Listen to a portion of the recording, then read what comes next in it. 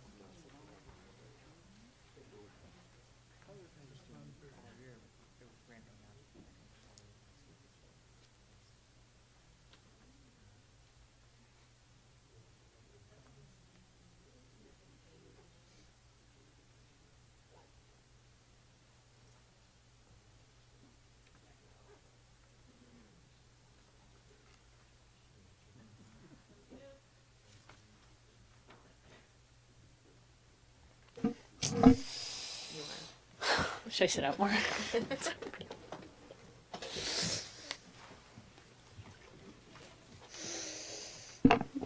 Okay, I'd like to call the meeting to order, and we'll have the Pledge of Allegiance. And do we need to have? Oh, we can have a report on the closed. Did you already report on the closed session? Not yet. Okay. I have a very special treat tonight about who will do the Pledge of Allegiance. Riley, would you come up to the podium, please? Riley went to my grade school. She is a fifth grader. She is here visiting us, has reviewed the agenda, and she entered her first political election this year. It didn't work out, but she's going to try again at school. So, Riley, without further ado, would you lead us? I pledge of allegiance to the flag of the United States of America and to the republic for which it stands, one nation, under God, indivisible, with liberty and justice for all. Just give me 1 second. Can we all come down and just take a picture with Riley real quick? Do you mind?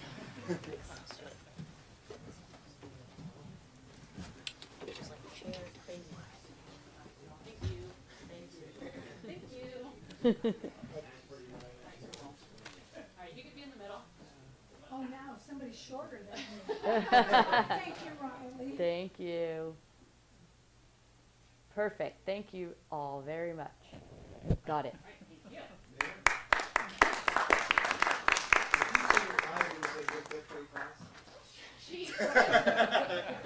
Some of us have aged worse than others.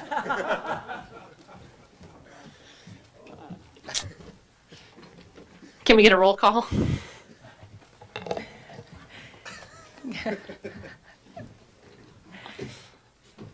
Councilmember Cook, Here. Vice Mayor Harvey, Here. Councilmember Agramonte. Here. Councilmember Henley, Here. Mayor Harrington. Present. Thank you. Great. Can we get a report on the closed session? Yes, thank you, Mayor. The council did meet in closed session regarding the item on the agenda, and it gave direction to the city attorney. Thank you. Thank you. Motion on the approval of the agenda? Mayor Harrington, before we do that motion, can I ask the council to remove item 6.4, which is to look at the city's reserve policy? Sue Casey, our assistant city manager, is ill today, and I need her to be here to present that to you. So we will bring it back in a future meeting. City Finance Director. Our finance director, Sue Casey, is our assistant city manager. She oversees all of finance, and she has got that ugly cold that is running around today. So we'll bring it back to a future meeting. I'd like to make a motion to approve the agenda with the exception of removing item 6.4. Second. A roll call? Councilmember Cook, Aye. Vice Mayor Harvey, Yes. Councilmember Agramonte. Yes. Councilmember Henley, Aye. Mayor Harrington. Aye. Thank you. Motion carries unanimously. Great. At this time, members of the public may comment on any item not appearing on the agenda. It is recommended that you keep your comments to 3 minutes or less. Under state law, unless otherwise permitted under the Ralph M. Brown Act, the merits of the matters presented under this item cannot be discussed or acted upon by the City Council at this time. For items appearing on the agenda, the public will be invited to make comments at the time the item comes up for council consideration. Upon being acknowledged, please step to the podium and speak into the microphone and begin by stating and spelling your name. Ken. Thank you, Mayor. Ken Brown, Brown. I'd like to take this opportunity to dedicate this meeting to Harry Blum. Harry was a wonderful citizen who lived here in Sonoma. He was a community services and environment commissioner. He was a military veteran, and he was just an excellent Sonoman and an excellent human being. Thank you. Thank you, Ken.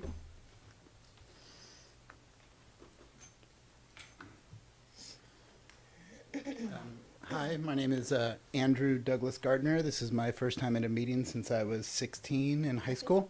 Last name Gardner. I live here in Sonoma. I was born and raised here. I live up on the top of Mount Veeder. I currently have been there for about 5 years, 7 months, and 14 days following my brain surgery to remove an abnormality from my left temporal lobe that was causing thousands of seizures. They're not fun. I'm in the process now of applying for my CBD, or cannabis cultivation license, so I can produce CBD cannabis. My property is one of the few in Sonoma County that qualifies for a full acre of growth. I'll be speaking at the Sonoma Valley Citizens Advisory Committee 1 week from now, so I just wanted to introduce myself, let people know that I'm open to all comments and conversations about this.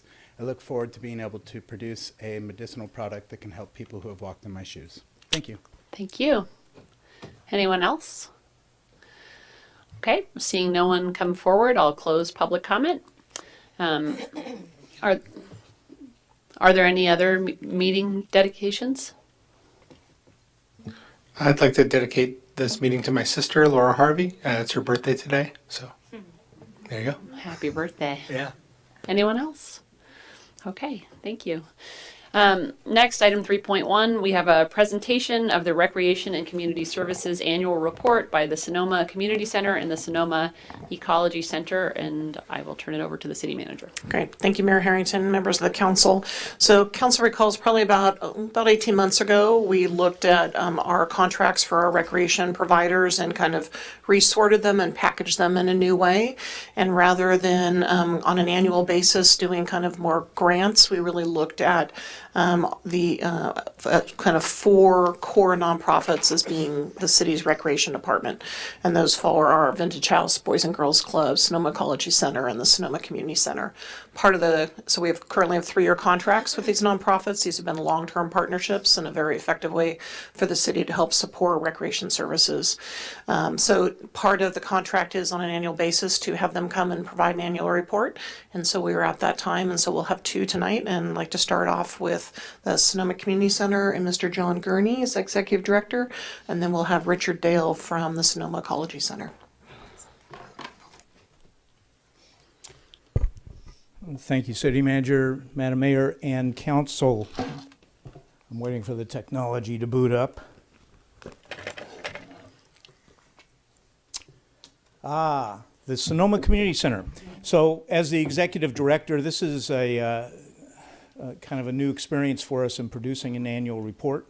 And what you have before you tonight is that attempt. And I must give credit to Valley of the Moon magazine who helped us produce this document. You have a nice introduction from me talking about the community center and some of the things that we do, and the number of people that pass through our doors. And we're estimating 30,000 people a year pass through our doors. The mission statement, brightening lives through the arts, education, and community-centered activities. This is what we do. In bottom paragraph, there is a reference to Dr. Carol Andrews, who established the community center, and his vision was to provide a congenial and convenient meeting place where recreational, artistic, instructive, literary, and educational projects for the general welfare of the community to be furthered. I think I can safely say, after being at the community center now for almost 2 years, that that his vision continues to live at the community center with the help of the city of Sonoma. I provided you with some statistical information that talks about revenues in a very pretty way, if I don't say so myself.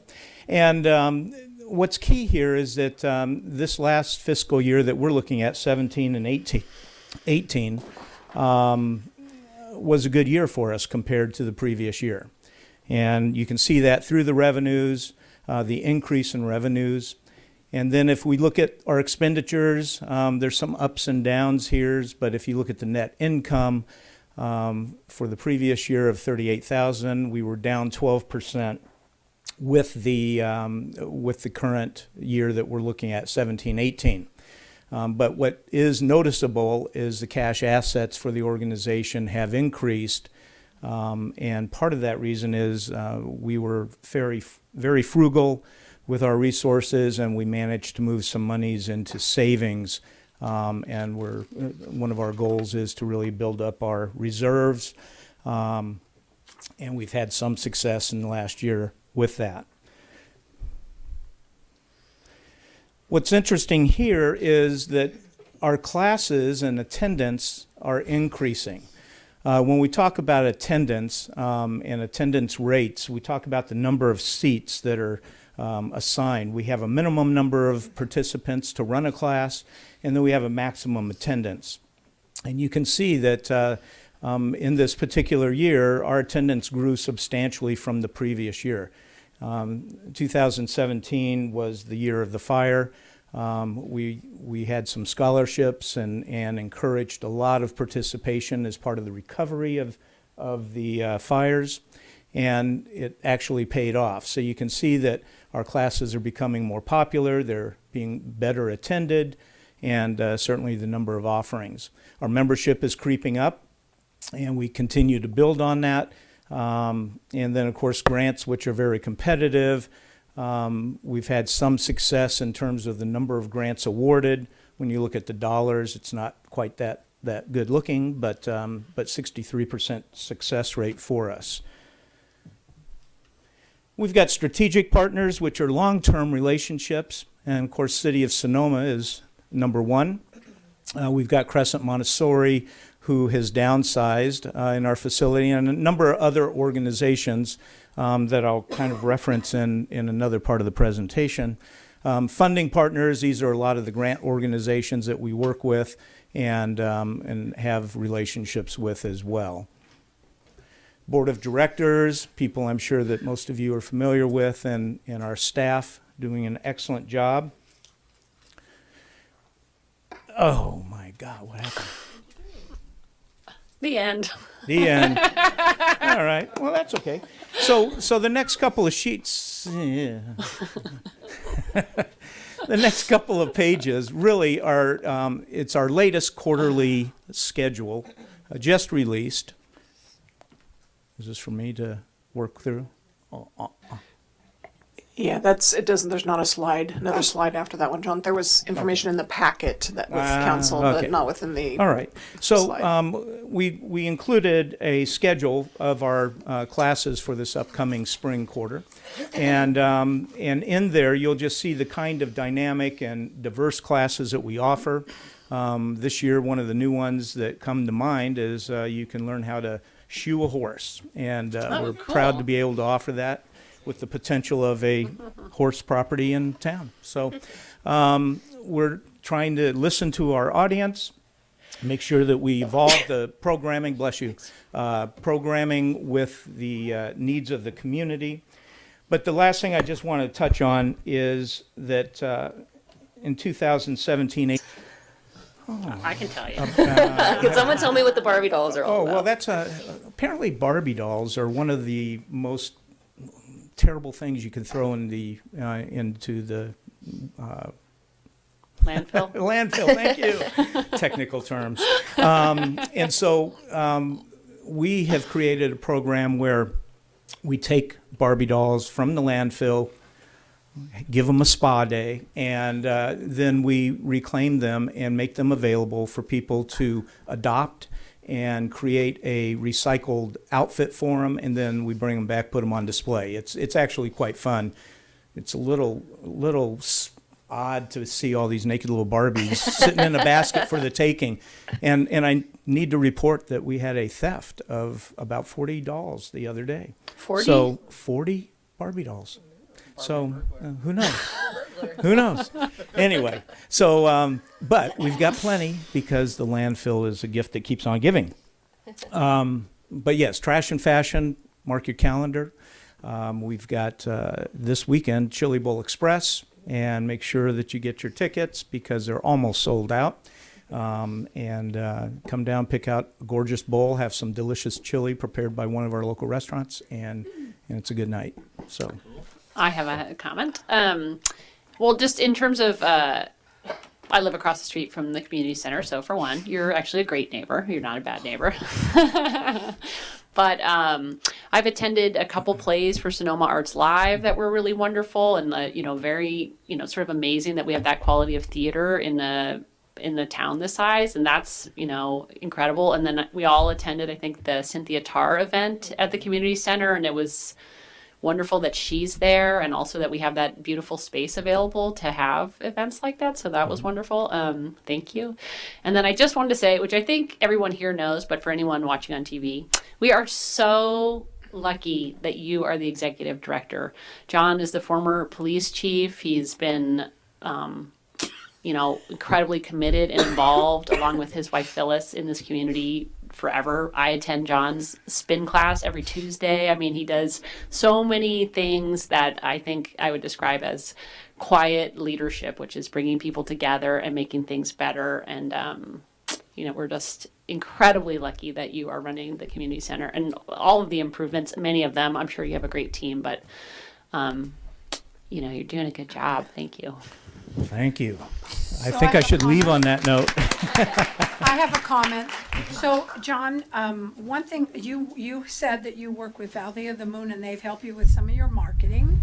So I would love if someone could put a video together, because I would like to contact Ellen DeGeneres' show, because I think your Trash and Fashion would be a perfect place for it.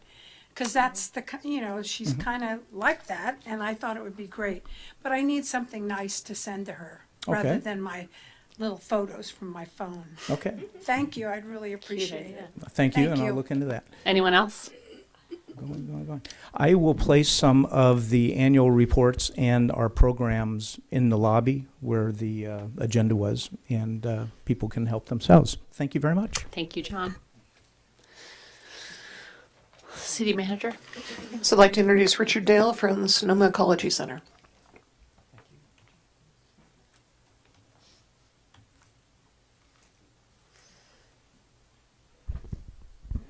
Madam Mayor and Council, Richard Dale, Sonoma Ecology Center. I have to figure out how to work this thing. So I just want to firstly echo some of the great comments that were made about John and the community center. It's been really unusual to see a community center be as vibrant and such a soul for a community, and I think we're just really lucky to have that here. So Sonoma Ecology Center is also getting to be a long-term institution here. We're approaching our 29th birthday, and the city's been a partner for a lot of that. Our mission, working with our community to achieve and sustain ecological health, has been something that's been a dear passion of many of us in our organization, but it's also brought us to some cool programs, and we're going to talk about one of them this evening, Sonoma Garden Park. And to do that, I wanted to, let's see if this goes forward. Does this work?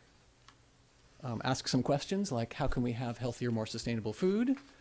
How can we use water and energy more wisely? How can we have landscapes that support biodiversity? And how can we make connections that help build a sustainable community? And asking these questions over the last couple of decades, what has resulted is Sonoma Garden Park.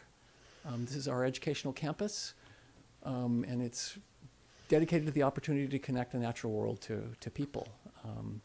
And we think these relationships are absolutely critical. So I wanted to give you a little bit of stats about the Garden Park for last year that you've been helping us with. Over 7,000 visitors, 500 of them students from our K-12 programs. Our Harvest Market on Saturdays, now over 2,000 visitors, and that includes in those 22 weeks Sonoma Valley Master Gardeners with our information table. We now have 40 community garden plots for people who need to have places where they can do gardening and they don't have a space in their own property, or they need or enjoy gardening together. 60 individuals are involved with that, and we now have 5 families involved in our Senderos Spanish language program, which also has a gardening space near those community plots. Our partnership includes 9 schools, 8 nonprofits, 5 agencies, and our native plant nursery is now over 12,000 native plants used in restoration projects around Northern California, improving habitat. And 2018 was also a banner year. We brought closure to $250,000 in infrastructure improvements in the garden park. So we were really happy to see that, let alone signing off on several of these projects. Our master plan is coming forward this year. Many of you who were on council saw this last year, but we'll be bringing this back to council after we continue our work with staff, and with the Open Space District, we'll be going to the Planning Commission, and then they'll be reviewing and providing a use permit, and then we'll come forward for final review and hopefully approval. And we hope to have that in the next few months. But that's exciting for us because that's a marker of another 10 years of activity, and we'd like to be looking forward with you all. So at this point, I would like to actually talk a little bit more about some of the programs in detail, and I have invited Tony Passantino, who is our education program manager for the Sonoma Ecology Center, one of our now 29 staff, and he's fabulous, but I felt he could, in his own words, say some cool things about what we're doing. And before we do that, there's a very short video that I wanted to just run, if that can happen. So we're going to see if we can make this happen, and if not, Tony will just take it. Sure. Where'd you get that? You have to kind of hunt for it on your screen if you're doing it in presentation mode. And it works much better on a laptop. So look at the little picture there. It makes me do it faster. And if this is the sound going to work with that?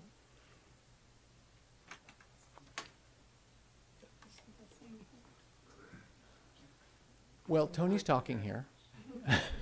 Look at this plan. And I'm going to let Tony come up, and we'll take it from here. I don't think we need to futz with this too much. All right. Well, if you can speak Spanish, we do have our Spanish subtitles on it. If you get a chance, I guess I should introduce myself. I am Tony Passantino, the education manager with the Sonoma Ecology Center. I want to thank the mayor and the city council. I'm going to talk a little bit about our core education program specific to the garden park, though we do have several others, including Montini Preserve as well. For 11 years, we've been running a free 4th grade program to every school in Sonoma Valley, and actually outside into the Kenwood School District as well. And that includes the private and charter schools. And so all the schools are invited. We've got a consistent sign up amongst all 4th grade teachers at every single school. And what's included in our Growing Discovery program is we do 4 in-class NGSS science-based lessons that lead them up to a 4-hour field trip at the garden park. Some of the things they'd be learning about in 4th grade include composting, so decomposition in the food chains. So they're getting to actually make their own compost on site. They are out there actually catching live bees and pollinators within these containers, and looking closely at the local, both native and non-native pollinators in the area. And just the importance and value of environmental science in 4th grade curriculum that's put firsthand into the Sonoma Garden Park as a learning center. Beyond that, within our Sonoma Garden Park, we also have a high school EnviroLeader program where we hire on as temporary employees 6 I can get to that. Oh, sorry, let me backtrack. We do have a few numbers as well. We do have our annual report available for 2016 and 2017, where we do a pre and post assessment for every fourth grader in the Valley. It's hard to see the bar, but about an average rate of 44% correct rate on the pre-exam, and we've bumped it up to 66, and there's the individual specific items that we cover within the evaluations for every fourth grader. Our Enviro leaders are actually, rather than interns, they are temporary staff. So we have 6 high school students that just started today for our spring cohort. We recruit from Archduke Hannah Boys Center, from the Sonoma Valley High School, and from Creekside High School as well.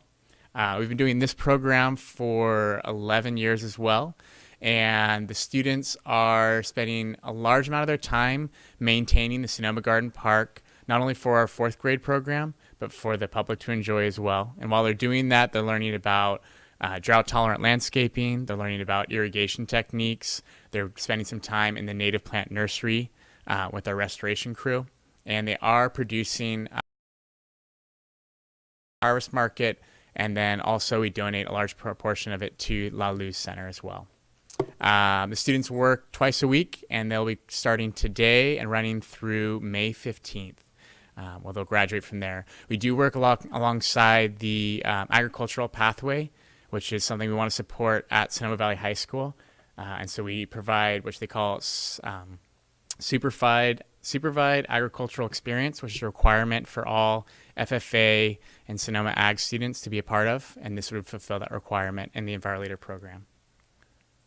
And then in addition to that, we are prepping up for our very famous Harry Potter camp.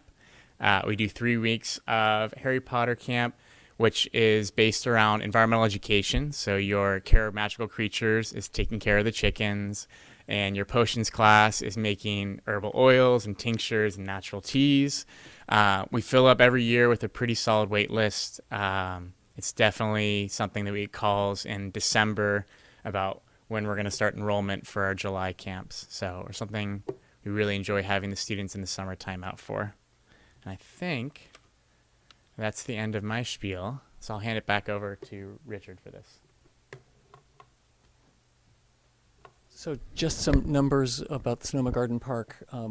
It's important to note that this is about 1/10 of the Ecology Center budget. And it's an interesting one because it's an educational campus. Several of our programs overlap here, so teasing out the various parts to fit into here create this budget. But the most important thing is just to note that so the city partnership is absolutely fundamental to this, and it allows us to leverage, by operating, a lot of support that comes to the garden park, both in provision of the property itself and in the funding that you provide. We're able to bring a lot of resources to the community, and so we're very proud about that. I want to just sort of give a little bit more of a quick background on some of the other things that are happening out there. As I mentioned, there are community garden plots out there. There's currently 40, and they include this children's garden that the Master Gardeners run for the fourth graders.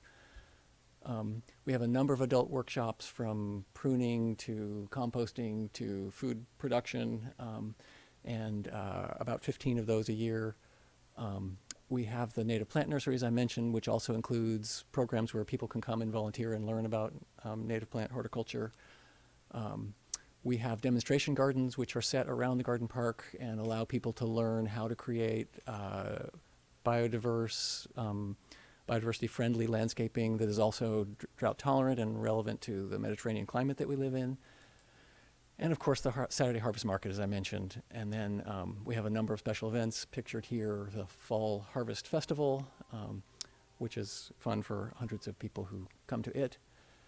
And then I think it's also undersung, the value of having a place like this as habitat. There's a lot of birds and wildlife that use the place. It's an Audubon sanctuary.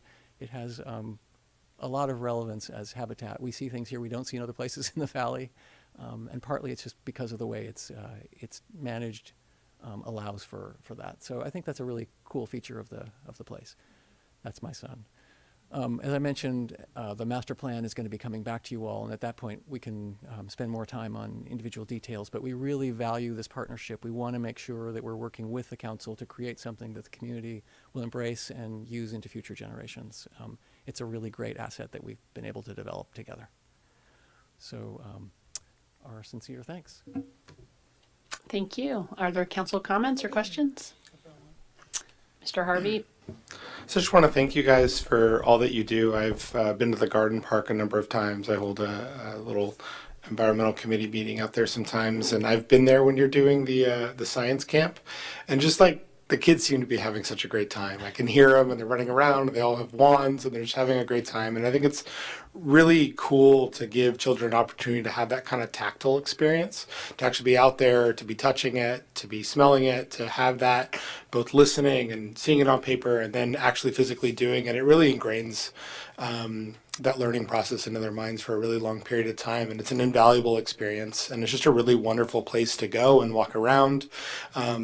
And I didn't know you guys had pruning classes. That's really cool to find out. So there's some adult opportunities to get involved too. And so I just really appreciate everything that we do with the community garden park, and then everything that Sonoma Ecology Center does. I remember after the fires that you guys were out figuring out burnt down locations and putting out and being involved in the whole putting out of straw bale wattles behind homes to protect creek beds and things like that. So I just want to recognize for your organization for that as well, and I really appreciate it. Councilmember Henley? I just also want to say thank you for all that you do. And I'm excited. Now I want to go to Harry Potter camp. Oh, well, I feel that I have to say this on behalf of Councilmember Edwards, who this would be his part to say about the history of the park, which was that it was donated as a raw piece of land to the city, and that there were many years where nothing was done, and that there was a vision by a prior council and the founders of the garden park to make it into something really wonderful for everyone to share. And thank you for your leadership to making it into what it is today, because it did sort of have to be made out of some sort of magic to figure out how it could be used by people and incorporate all these great elements. So thanks for the report. It was enjoyable to receive it.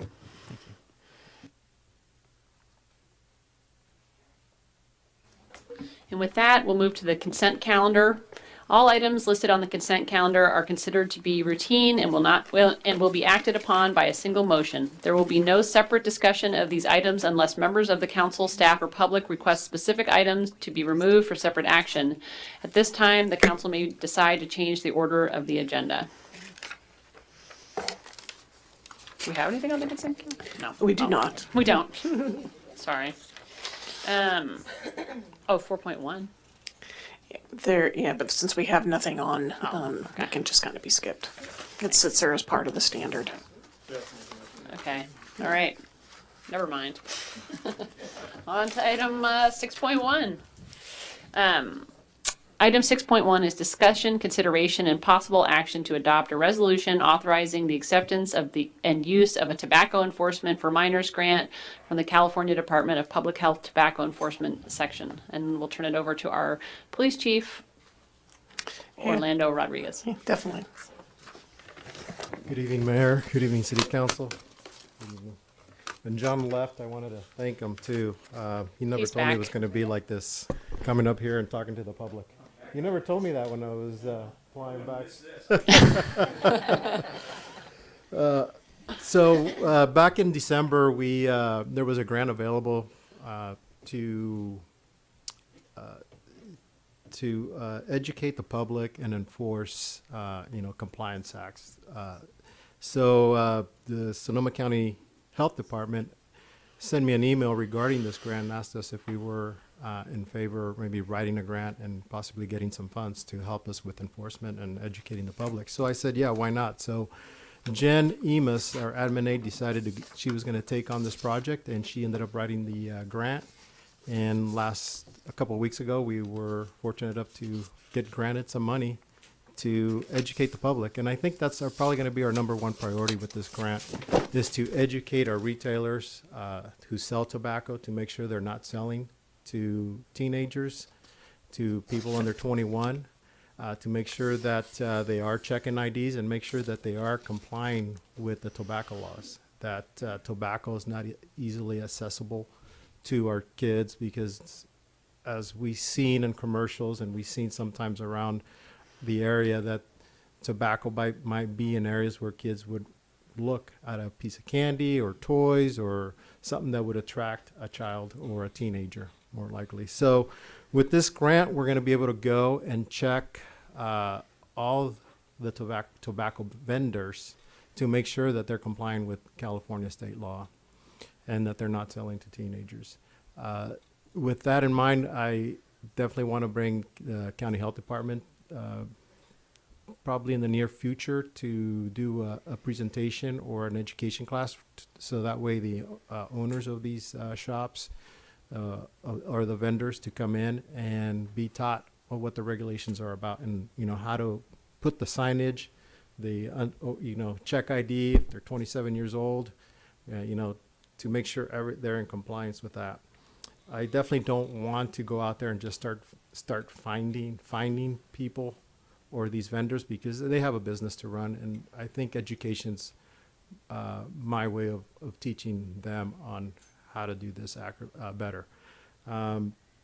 With that said, we're definitely going to use this money also to help code enforcement during all our events that we have at the plaza, to make sure that smoking is not, because smoking is not allowed in Sonoma, and I think that was the right step for Sonoma. Secondhand smoke's not for everybody, and it's not for me.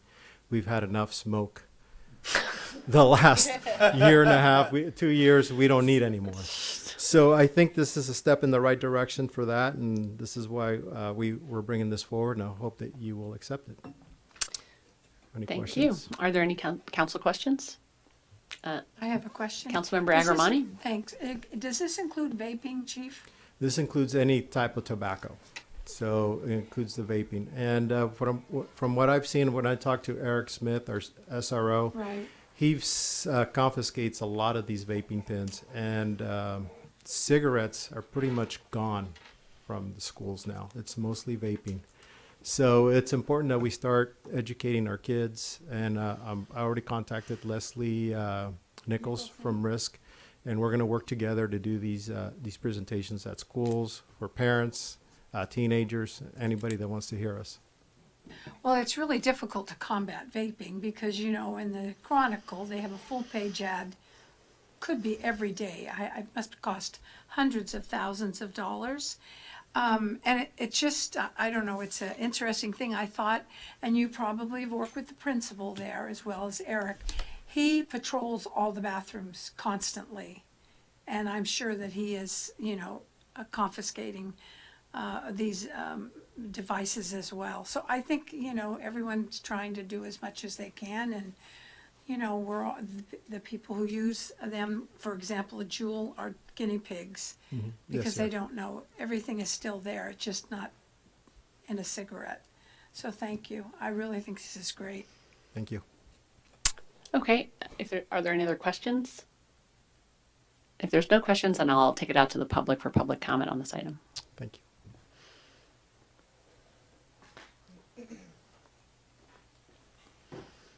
Good evening, Fred Allebach, 19550 8th Street East. I would suggest in the enforcement of for the kids that there be some kind of program that's designed for a way out for people who are addicted to tobacco, because I believe it's one of the most addicting substances that there is, right up there with heroin. So as a youth smoker myself, I was made to feel like a criminal, but no one gave me a way out. And so most people who smoke or who are addicted to tobacco would really like to stop. So I think that it would be really positive that in addition to, confiscating and doing enforcement for kids, that there be some way that they can be pointed to say, here's a way out. And that would be a really good way to treat the kids there, rather than to make them feel like criminals. Because you're not a criminal if you're addicted, or maybe you are according to some people, or maybe it's an addiction and it's a health problem. So I would prefer to look at it as a health problem, and that there would be some place that these kids could be pointed so that they could make an exit from it, rather than to make them feel like they're no good and they're criminals. Anyone else? Thank you, Fred. With that, I will close public comment and open it up to the council for their comments. Anyone? Councilmember Hundley? I will certainly be supporting this, and I'm disturbed by the seemingly nonstop increase in teenage use of e-cigarettes. And I've noticed around town off and on, we, back when we had our big smoking sort of reform, we made it illegal to sell most flavored tobacco products, and I see them still. And I don't know if it's just because the stores forget that they can't sell them or just nobody's noticing.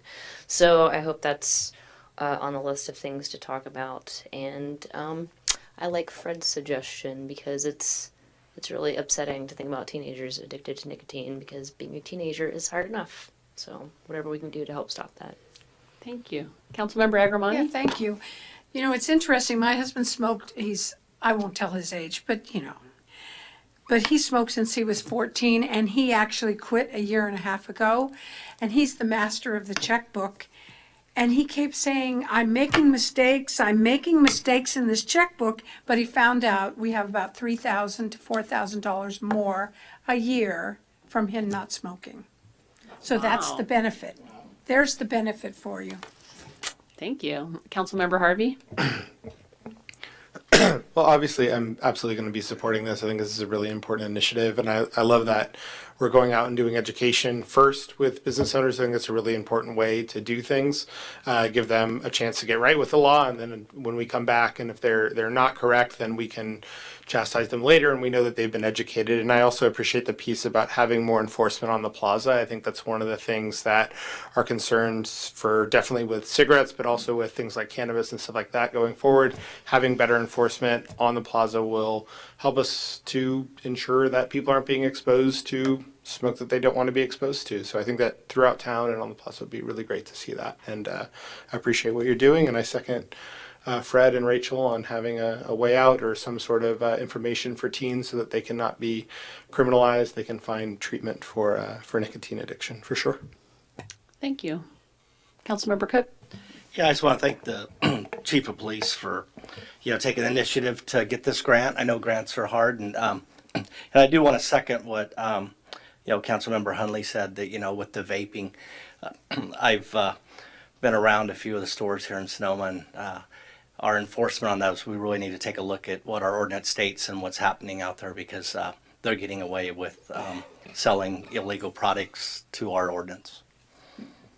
Thank you. And I'll also be supporting this, and just echo the thoughts on thank you for taking the leadership about enforcement. It's actually an issue that of the things that people talk to us about that they're really concerned about, enforcement of the smoking laws is it's probably the top thing that people have brought up to me. And so it's really needed and helpful. And as a parent of a 15-year-old, what's been reported to me is that almost, in her perception, almost all of the kids that are her age are juuling and vaping, and that it's really, it's at school and it's in the bathroom and it's being snuck during classes. It's like really a tremendous problem.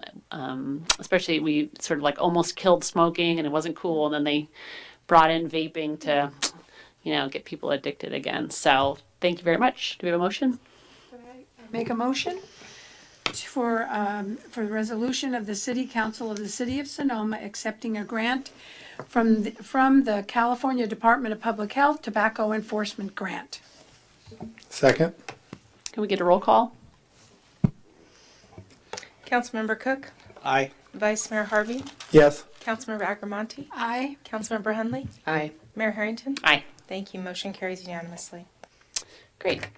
On to item 6.2, review, discuss, and provide direction on local regulation of commercial cannabis activities and improve a resolution authorizing a $29,200 base contract plus associated variable application costs from general fund reserves with HDL companies to provide cannabis management consulting assistance. And I will turn it over to the city manager. Great. Good evening, Mayor Harrington, council, members of the community. So tonight we are here based on council's request to review the cannabis direction of the council. Let me move to this. Oh, thank you. So specifically, the purpose is to get direction on local regulation of commercial cannabis. And just to be clear, what we're going to talk about tonight is kind of high-level direction on the what in terms of commercial cannabis, meaning dispensaries, yes, no, testing, yes, no. The next level of detail would happen at a council meeting in March when we will bring back the consultant that we're recommending assist with this, HDL Companies that has got the expertise in working with dozens and dozens of cities across the state.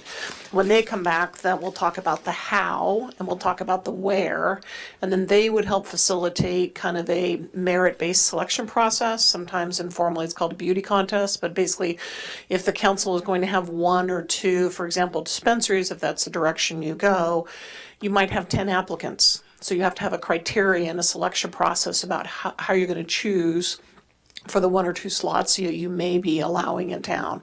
And that really will help us determine the who. So the action tonight really is to look at this at kind of 30,000 feet. What are the what that you want to do? And then we'll come back, because then that's, you're telling us, yes, you do want to do this. And then we'll come back and get to the next level of detail. And so the other action with tonight is to approve a resolution authorizing kind of a base contract of a little over $29,000 with HDL Companies. This would come from general fund reserves. There are variable costs, again, for that merit selection process. There are individual application fees and some of those variable costs are in addition, but that will depend on the number of applications. So the resolution basically authorizes us, you're authorizing me to execute the contract and to pull this funding from reserves. So that's the purpose for tonight. This is a high-level kind of process that if the council does choose to move forward with whatever types of commercial cannabis, this would be the process that we'd be embarking on. And we talked about this in our quarterly agenda meeting at our last council meeting, but basically tonight would be doing what we just talked about. The one thing I do want to say in terms of that $29,000 contract, the great majority of that would be reimbursable through cost recovery based on the applicants that are applying for whatever commercial cannabis is the council wants to do. The only piece that we cannot cost recover is the portion that it costs to actually create the tax measure. Those costs cannot be cost recovered, which is I think about $7,800, but all the rest of it can be cost recovered through this process. Again, that's a policy call of the council, but that is a fairly standard item that is kind of evolved in the industry for cities. So we'll come back in March, we'll talk in greater detail and get direction on buffer and distances and talk through all the specifics. And again, HDL is a company that is doing this with dozens of cities. They've got expertise. They not only know city business, but they know the industry business and can provide you some expertise. They'll take April through June, prepare an ordinance for whatever items you want to do, and then July through October, they would launch that merit-based selection process. And they'd be coming to council to get your input in terms of what that looks like, how involved do you want to be, what are different criteria, et cetera. And then there would be developing the tax measure. So those are kind of the big chunks of the process that occur. Once there are actual vendors that are selected through that merit-based process, then those individuals have to go find a site and get a license and secure a location, et cetera, and go through whatever planning process. And that can take kind of a 9-month process. So, but this is basically at a high level the way this would work out if you want to move forward. So the action for tonight, after any questions you have and any public comment, would really, again, based on large buckets, to get some policy direction from you. Do you want to allow a dispensary in town? If so, how many? Medicinal only or medicinal and adult use? Cannabis testing facilities, number, medicinal only, medicinal adult use, and then manufacturing facilities, same thing. This is basically the same conversation the council had in May of 2018. And if you have any other general comments about the process or those types of things or about the contract, happy to take any of those in terms of, and or if there's any other types of cannabis commercial businesses you want to look at in terms of taxation, cost recovery, or additional information. Some of these we would then bring back with the consultant again, should you just move that direction. I just have a comment. So we have our delivery issue, which is medicinal only, and there's, the state issues with that. Are we talking about that tonight as well? That is the other piece of kind of the commercial business. Do you want to have a conversation about delivery? And if so, you just put that on the list, and then that would be a part we would talk with how the consultants be ready to discuss with you in greater detail. And I'm sure our city attorney, I know he's been watching kind of how some things are evolving in different cities, and but I don't think we have to get in the detail of that. Really, I think we're saying, what I want to know from council, do you want to, currently, the only thing we're allowing is medicinal delivery. So if you want to change that at all, this is the time for you to say, I'd like to also change that, explore X. And then we would have a greater detail at the next meeting. Okay, great. So as we go through, I guess we'll take straw polls on this, each one. And then if we could just include that as a discrete item. Yep, can do. Thanks. I have a question, Madam Mayor. I think today we discussed, Kathy, about the taxes. I think that's become an issue here in the state of California, that I guess the profits, because of the high taxes, I think the legislature is looking at decreasing, the amount of taxes to charge this. That would be great to understand that as well. Yeah, and this is, I think, one of the reasons to bring in an outside expert. HDL has the expertise. They're keeping the pulse on what's happening on a statewide basis. They know, they also know cities that are further ahead, maybe have had a dispensary for a couple of years. They know what those tax revenues look like, because this is part of what they do. Is they are also in the sales tax analysis business in addition to the cannabis business. So they have that whole database of knowledge for anyone.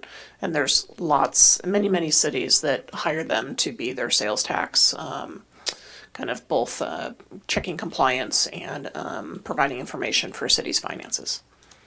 And I think it's tied to the issue of black market, that I guess because of the high prices, that the black market is still thriving. So those are things that are, I think, important to us all. Yeah, and again, those I think are some of the kind of the education pieces that we can talk through when we get further down the road and talk through the taxation, and you can have some of those conversations about, as a policy level, what do you want to do and where do you want to potentially set taxation, and then where do you, again, you can set a higher threshold or a ceiling that you might go to the voters, but you then have a council of an authority to set, at a lower amount. So those are different kind of opportunities that they can explain to you. Are there any other questions? Okay, I'll take it out to the public. Public comment?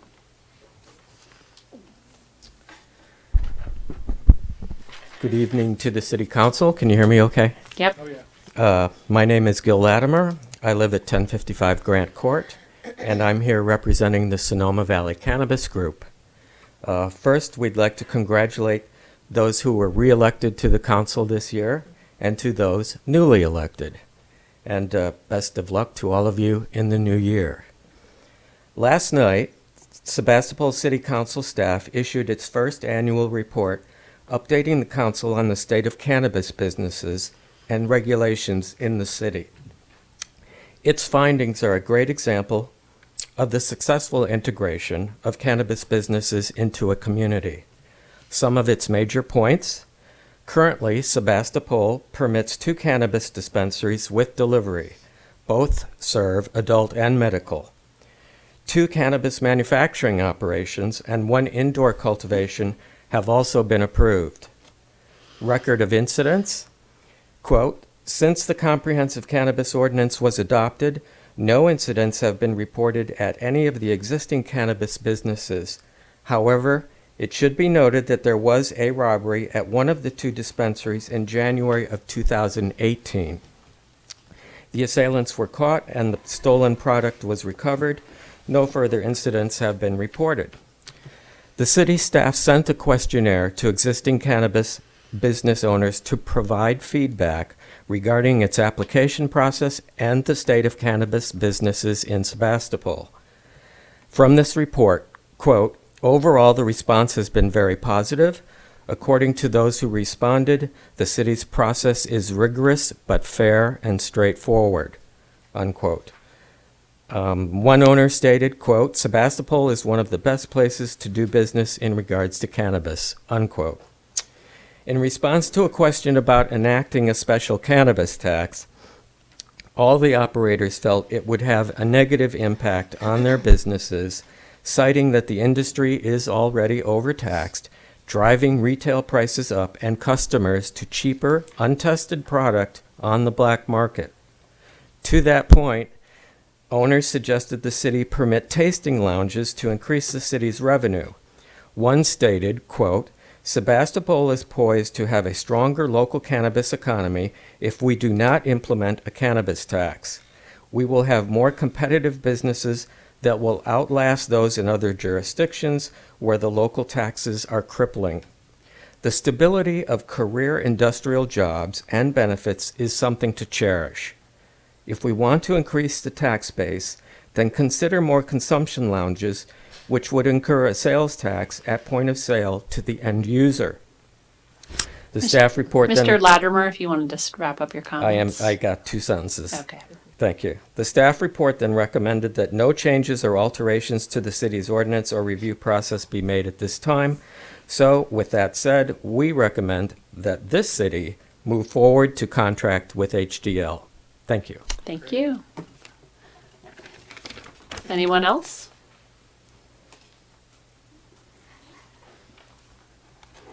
Good evening, City Council, City staff. I'm Dave Jefferson, the managing partner for a vacant property located at 875 West Napa Street. Because of its commercial zoning, large parking lot, access from both West Napa and Studley Streets, and flexibility in how the property is re-tenanted, presumably our soon-to-be renovated property could be an ideal candidate for a storefront cannabis dispensary, albeit a local usage presently prohibited. As property landlords for an as yet unidentified tenant that will require the approval of the City of Sonoma, the State of California, as well as reasonable landlord requirements, is a rather curious and complex real estate situation. While we've been Napa and Sonoma County grape growers for 45 years, we've never sold a ton of grapes to an unlicensed winery. However, the state's Bureau of Cannabis Control projects that 30% of future marijuana sales will continue as black market. Therefore, 70% will be licensed cannabis sales, 60% for adult use, and 10% as medical.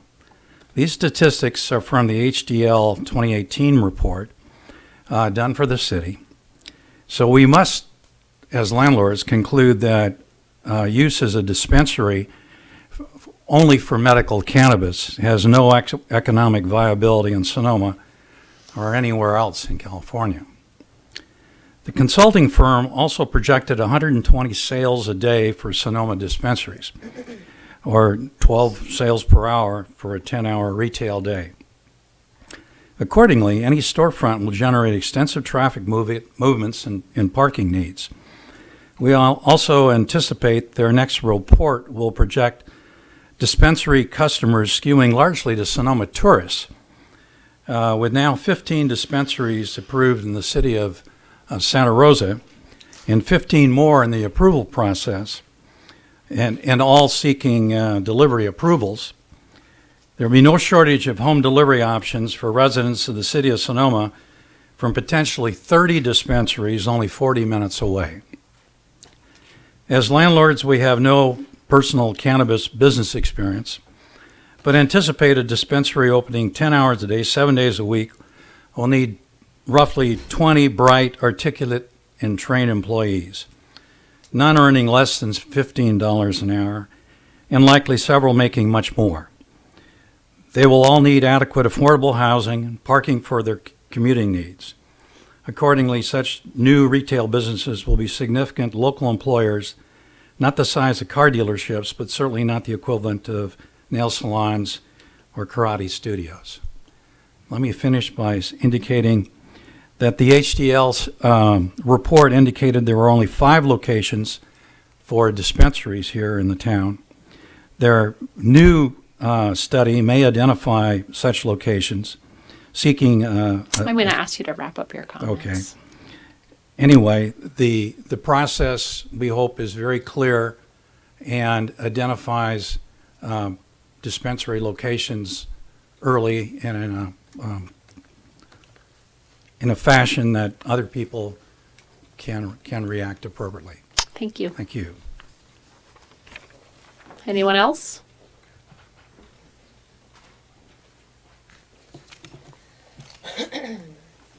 I'm just going to make a comment about public comment. I don't like cutting people off right at the 3-minute mark. So just keep an eye on your time and try and, get it in more or less within that period of time, please. No worries. I'm going to try my absolute best to do it a little bit faster. I'm Clayton Taylor. I'm one of the cannabis organizers for Teamsters Local 665. First, I wanted to commend the council on the knowledge that you guys have in regards to the excise taxes, and just listening to what some of you were saying, it's really amazing. We've been involved in the competitive process with most of the cities in the area, and I wanted to throw out to the council that if we allow delivery here, non-storefront retailers, which is what the permit goes for with the state, you allow taxes to come in to this city versus another city. As of January 15th, any delivery service can deliver anywhere in California, whether or not the local city has legalized it. So allowing a non-storefront retailer or distributors in the city of Sonoma is really going to help in terms of taxation and kind of bringing out the best in the community. And to that point, one of the big things with a lot of the applications that we've seen is cities are mandating that there's some sort of nonprofit or charity donation within the applications of cannabis operations.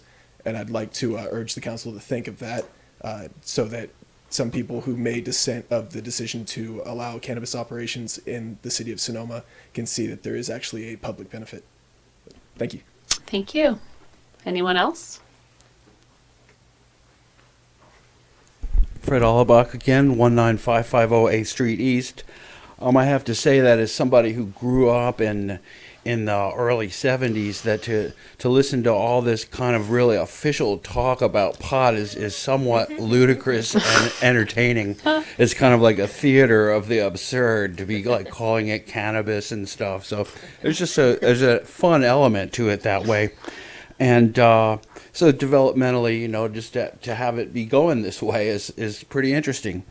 I would say just in terms of adult use that you would have to allow adult use in a town like Sonoma where getting intoxicated is the number one driver of the economy, that it would be absurd to not allow adult use and just medicinal use, or else you would have to then class wine as medicine, to be consistent.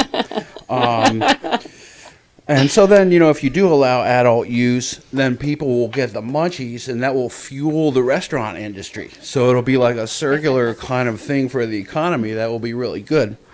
And then just thinking about all this is I remember Fat Freddy's Cat comics with Free Will and Franklin, who had the phrase, just remember, pot will get you through times of no money better than money will get you through times of no pot. So we thought that was great as high school kids, So this is the kind of stuff that's in the background of like all of this official stuff, is all this background of all this cultural stuff of like reefer madness. So, there's just a few comments I had rattling around my head here. Thank you, Fred, for the cultural angle. Thank you. Jewel Matheson, 1396 Lupick Street. I'm a founding member of our oldest, longest dispensary in our county, Sonoma Patient Group. We've had a priority with not only education but activism, and getting safe access to this medicine has been a really important issue for me particularly. I've seen hundreds, thousands of people's lives bettered by the use of cannabis. And I'm just so grateful. I'm just so grateful we're moving forward. And I just want to applaud you for your courage and your vision. Thank you. Thank you. Anyone else? Do not worry, Mayor. I will keep it quick. I would like to bounce off what Sister Jewel, Brother Clayton, and my friend the Governor there just had to say. My name is Mark Maloof. I am the other cannabis organizer with the Teamsters Union, Local 665, and a lifelong resident of our town. I'm speaking tonight in support of allowing fair and equitable cannabis business in Sonoma. I have to also say that it is really encouraging to see a renewed discussion on the issue of cannabis and a possible reconsideration of allowing a limited number of dispensaries and other cannabis businesses operate in our town. That being said, if the council does decide to approve this resolution tonight, organized labor does urge council members to give special consideration to fair and equitable cannabis businesses in your application process. The Teamsters are the enemy of the black market, and I think we really have an opportunity here to bring this industry out of the dark and into an open, regulated market and create new cannabis jobs in the process. However, these should be jobs that pay living wages, good benefits, and secure employment. Also, we urge the council to give special consideration to businesses that pay prevailing wages, as well as will allow their workers to unionize free of employer intimidation and harassment. I encourage the members of this council to approve the resolution and applaud you for renewing this conversation. Thank you very much. Thank you, Mr. Maloof.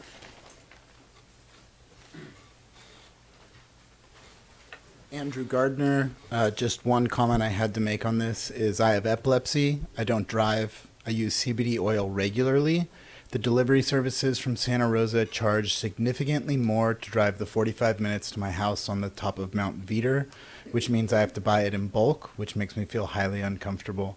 While many people have seizures and are unable to drive due to the laws restricting them, it would be very helpful to have a local dispensary where we can pick up our medication.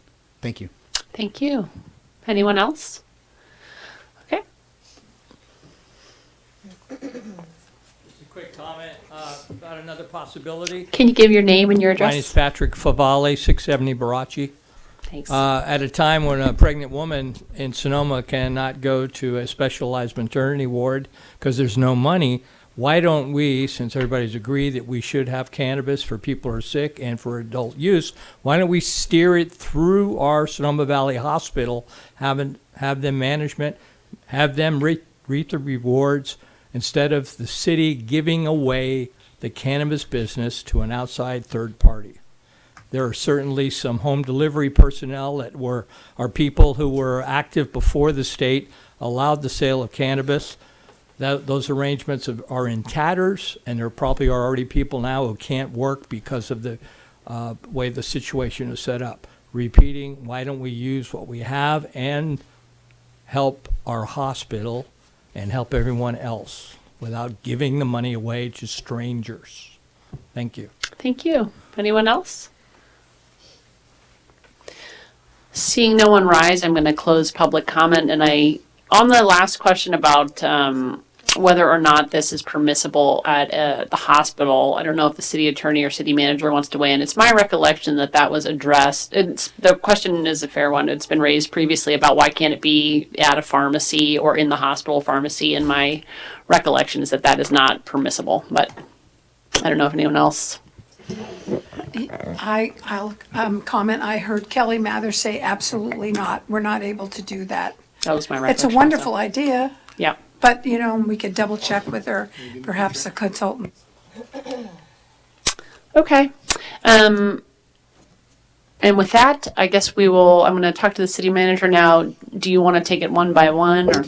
Yeah, I think it would be, let's start off and just talk about dispensaries first. And, get a sense of, again, I think having council take a vote, do you want to look at this type of commercial cannabis business, yes or no?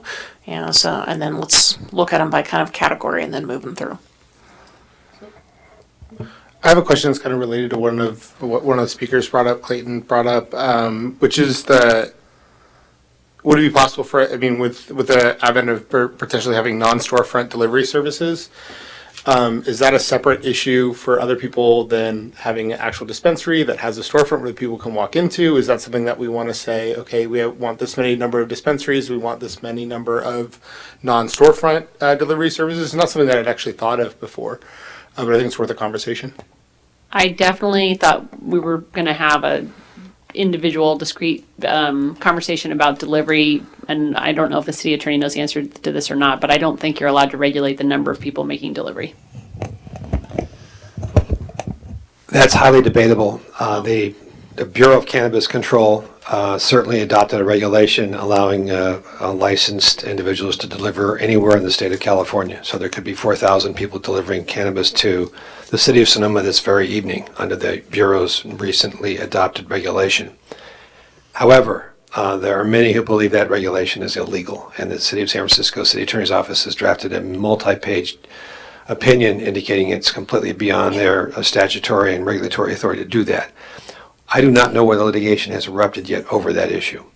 So it's yet to be seen where that particular issue comes forth. However, I think that the point that Vice Mayor Harvey has raised is an important one. That you can approve a non-storefront delivery only operation. And so I think that we'd like the council to decide whether you want one or any of those. Retailers, the dispensaries can also get licensed to deliver. So you can have a combined retail operation where people go and buy, and that same retailer can also deliver. Right. We'd like to know whether that's what you want to do. So each one of those kinds of discrete businesses we want straw votes on. So anything that you need a discrete vote on, Kathy, if you're just prepared to take us through it. I think Vice Mayor Harvey has another question. Yeah, so, sorry, just for Jeff, if you just so I can understand this, the way I'm seeing this is we don't have the right, maybe, and there's litigation questions around this, to determine whether or not a company can deliver into this town, but we may have the right to determine whether or not a company that delivers can emanate from this town. With that? No, my view is you have the right to bar people from delivering from outside of the city non-medicinal cannabis. I think my view is the law would support you prohibiting people from delivering adult use cannabis, notwithstanding the Bureau's regulation. That would mean that if you want to enforce that, you may be faced with litigation brought against you by the delivery companies who are outside the city doing that. So that, I think you have that right. I think the city of San Francisco's opinion is correct. The Bureau was in error in adopting that regulation. But that will initiate, if you want to really enforce that position that I'm advocating, that may invite litigation. Okay. Okay. Yeah, just one thing I think I want to add on this as we talk about dispensaries. So I think, again, the purpose tonight is not you're going to make one decision and be done with this. So I want to be clear here. I think we want a general sense of the overall council. Where do you want to go? Are you interested in, overall kind of range of numbers? Are you interested in that maybe you do have one retail dispensary and then maybe you have two that are delivery only? So there are these different models.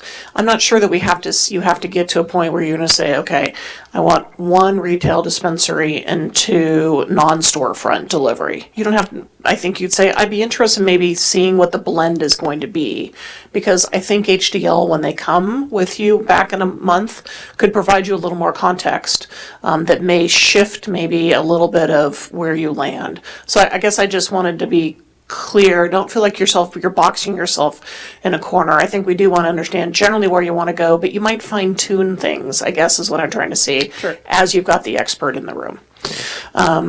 So with that, should we start with is question one, interest in allowing dispensaries? Yes. Okay. And how do you want to do this? So I think it'd be good to maybe just have each of you speak. Are you interested in maybe just in general talk about, yes, I am, no, I'm not. If I am interested, what does it look like for you? And then we can see what kind of the general sense of the council is, and then we can ask, maybe kind of have a straw vote and see if we can put something together. Okay. Does anyone want to start? Councilmember Hundley? Or I'm happy to go left to right, unless somebody doesn't want to be first every time. Councilmember Cook, is that okay with you? Yeah, I'll go first. Okay. Everybody knows that I'm pro-cannabis. I've always thought that the medicinal purposes of cannabis is great. I've always voted no for a dispensary in Sonoma. That's not going to change here tonight.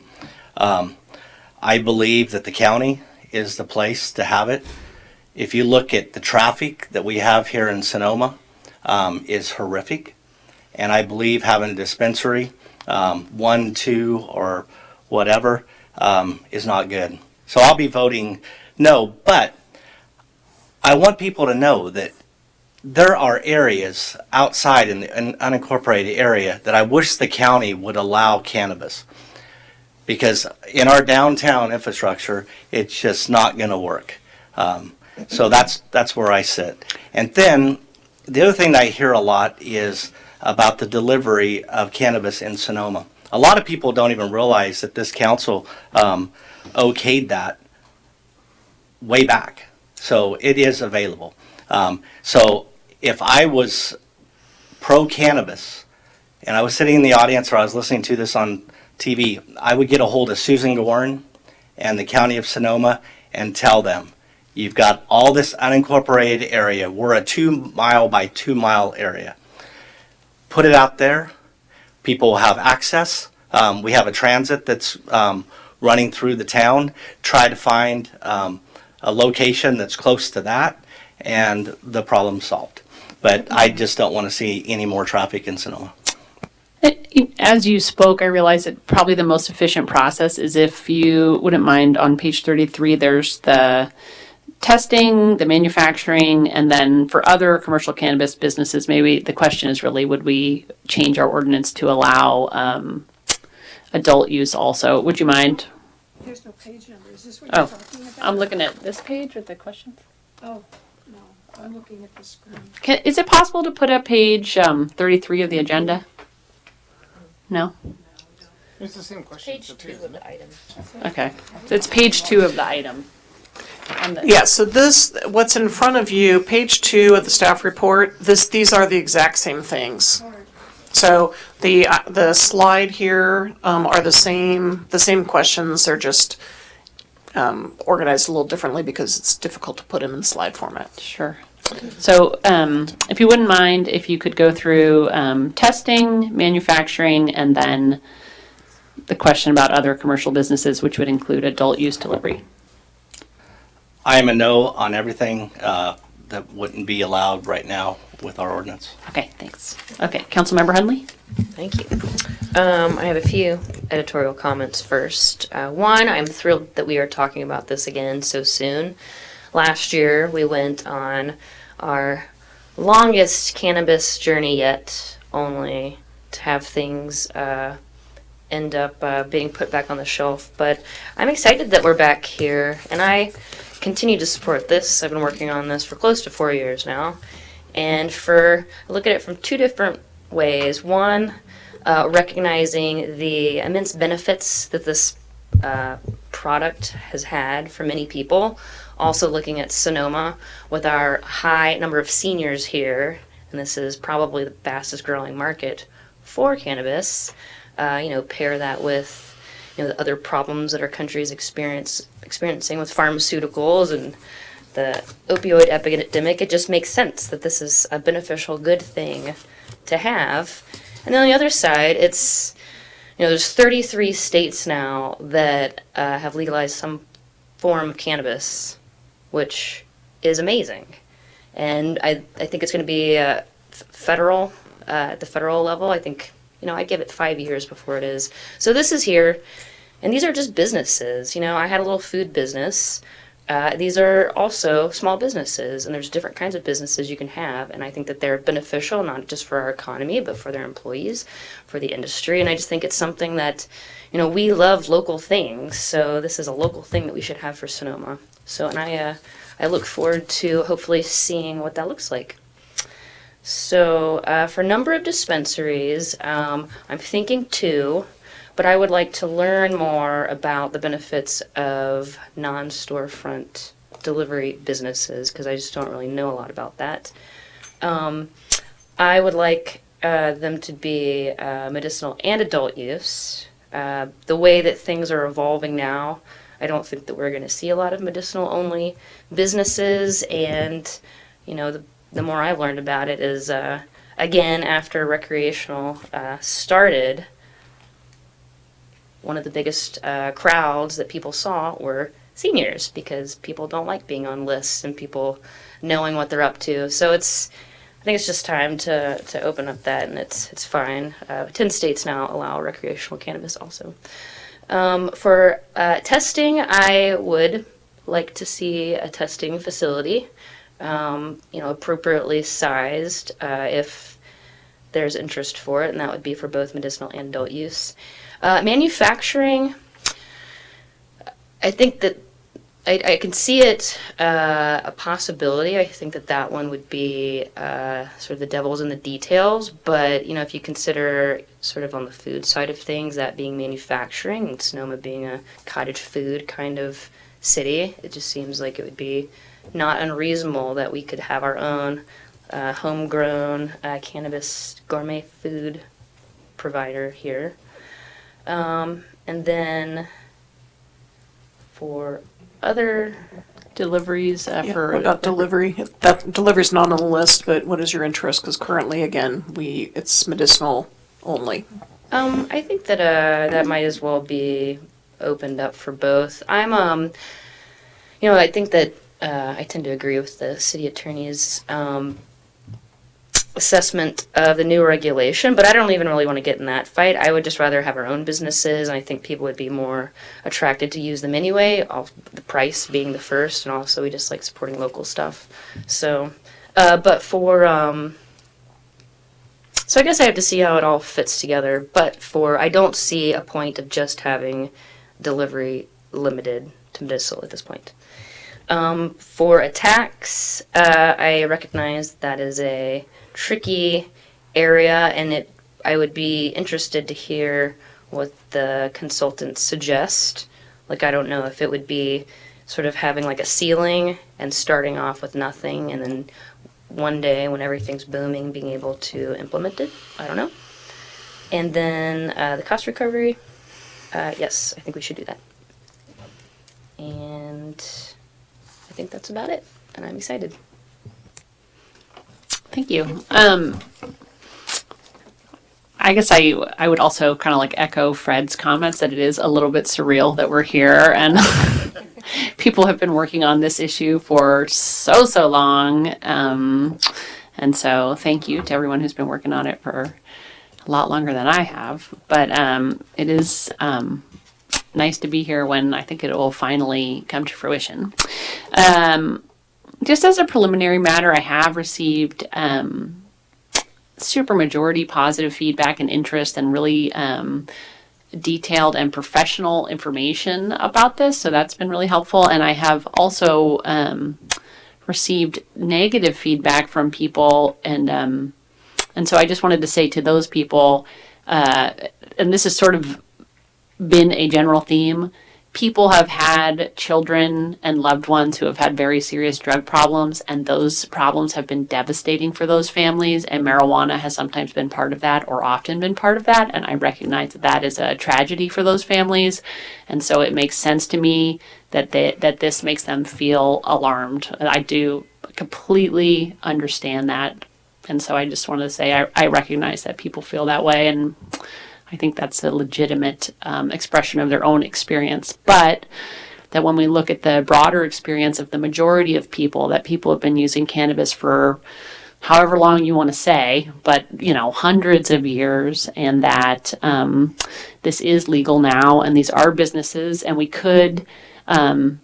do have the opportunity to ensure that these are good jobs, and that's something we really need in this town, which are high quality jobs with dignity, and wages where people can afford to live here. So I do think, like, with regard to whether or not we do, food businesses here and a dispensary and all that, that this can actually be really good for our economy. It has to be done, and our town and the people who will use it, but it has to be done really well, and whoever is the ultimate company running the dispensary has to be well vetted and have the right experience. So with that, yes on a dispensary, yes on medicinal plus adult use. I support 1 to 2. So interest in testing, yes, medicinal and adult use. Manufacturing facilities, I won't.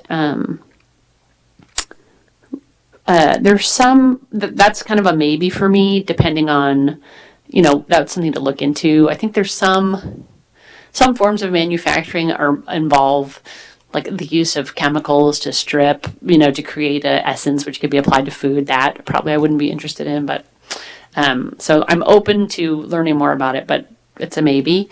I think that delivery should be medicinal and adult use, since I think the Index Tribune pointed out that that's already happening anyway. And then on other commercial businesses, I would also like to know more about what licensing delivery without a storefront looks like. It's not something that I had really contemplated.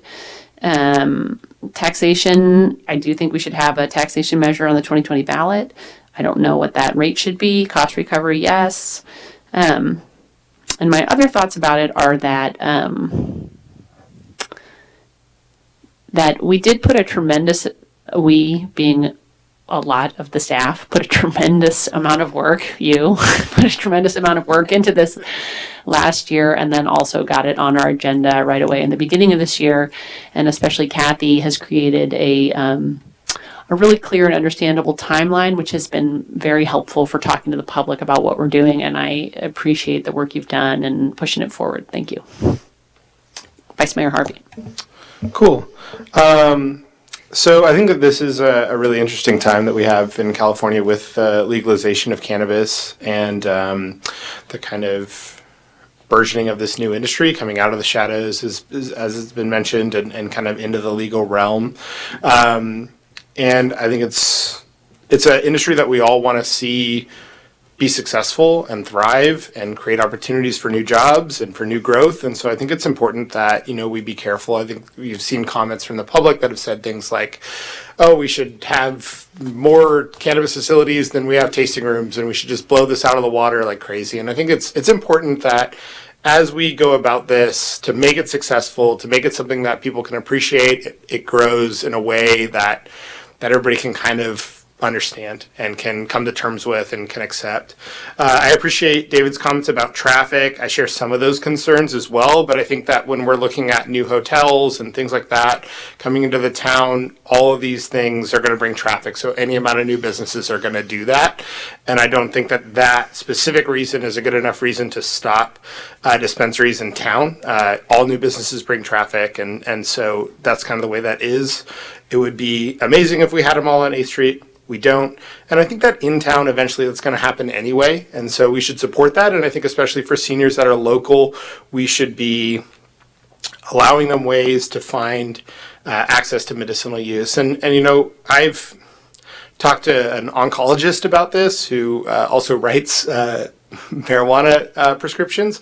And he said that, when you talk about medical versus recreational or adult use, he'd rather you be smoking a joint than drinking a glass of whiskey to relax from work. And that kind of like relaxation part is also a piece of mental health, and it's a piece of healthcare and of medicinal use as well. And so for that reason, I, across the board, would say medicinal and adult use. I think that they're one and the same, especially now you can pretty much get a marijuana prescription online in a short amount of time. And so there really isn't a difference.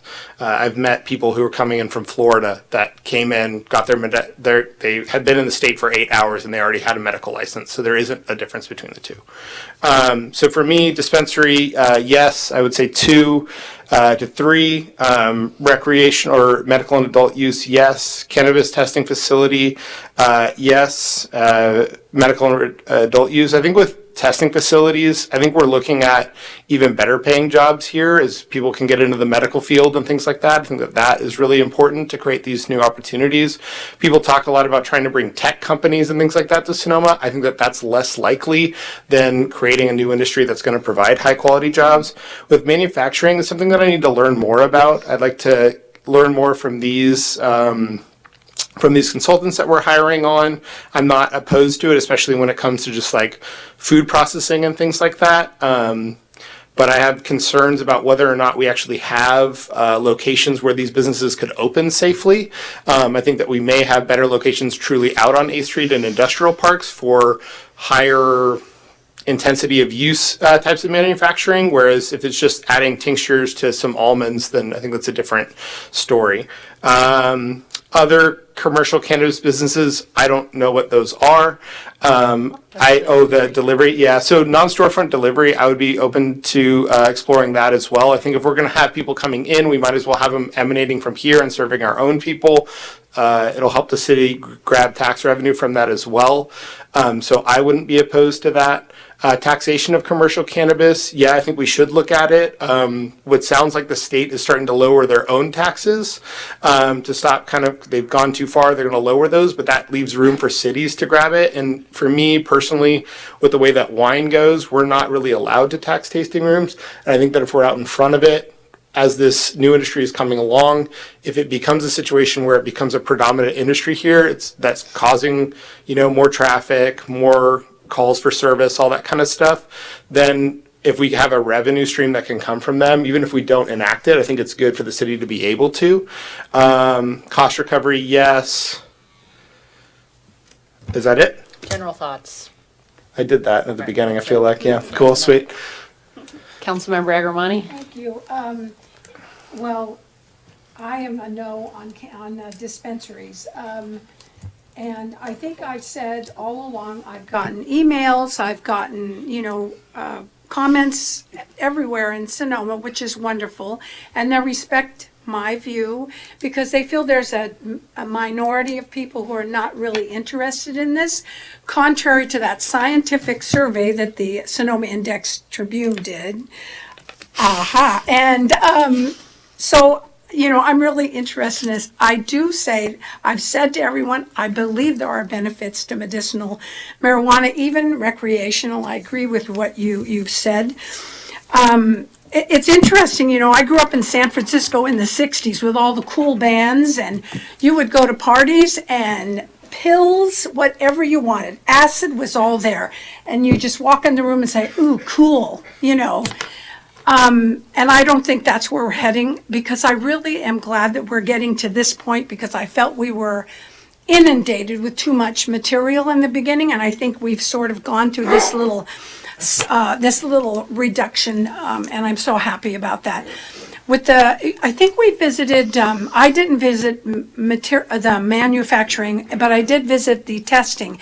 And I think that they have they have to have a certain amount to be able to test. Mm-hmm. I don't remember what that was. So that's an issue. That could be a storage of marijuana. Mm-hmm. I don't know. The second one, so I'm not really interested in testing, although that might be something that I'd be interested in, but not in this city, because it was a large facility. Manufacturing, I was investigating a thing called Project Success. In the school districts, they wouldn't accept it here, but some school districts do use it. And they actually have to let the schools know that it's harvest time in marijuana, and a lot of the high school kids disappear because they're working in the fields. I'm not too excited about that. So I'm not into the manufacturing as well. That is interesting to me because I think that involves a volume of product. I'm not interested in that here in Sonoma. And, I don't know how we can get the answer to see the progress of the 3 permits that are on the border of Sonoma. One specifically is 8th Street East. So that's something that I might be interested in, possibly them following up and finding out what the progress is of that. Let's see, I've had so many notes here, but it's in the taxation. I really believe that it has to be some type of a system for, some kind of an equity for taxation, and it's not so high. And I don't know when the state's going to get around to changing that. I think it was just in the paper, but that, it didn't even make it above the fold. So I don't know how important that is. But the other thing, I guess, with respect to driving under the influence, everybody thinks it's a joke, but they don't have a way to monitor. They don't have a way to identify the use of marijuana. Look in the car. Then there's a card. You look at the pupils. I don't know, but I still am not comfortable with drunk people, and people who are high driving around. drunks, you know, you can tell. The ones that are high, you know, you smell. I don't know how does that stand up in court? I'm not very well. So those are some of the questions that I have.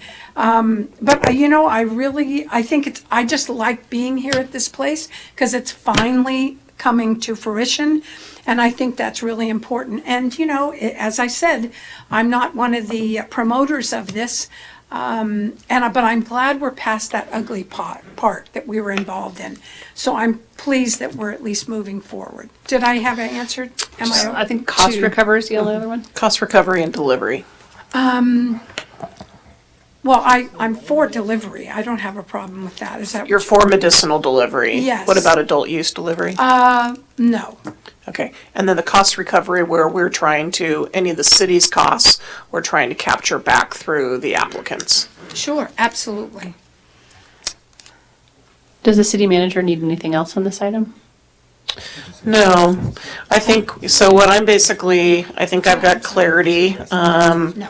Looking at the city attorney if he thinks we need anything else, but what I'm basically hearing from council is that there is a majority of council that is interested in looking at, you know, from 1 to 2 to 3 dispensaries, where you all land on that, adult use and medicinal, wanting to learn more about storefront and how that might kind of work in the mix, for lack of a better term. In terms of cannabis testing facilities, adult use and medicinal, willing to look at that, and supportive of that. In manufacturing, I heard 2 folks that were interested, want to understand a little more, and one that I think was interested in, again, on the food. So I think, again, this is a place that HDL can come back and, with enough guidance here, I think they can kind of tee up this next conversation with all of you.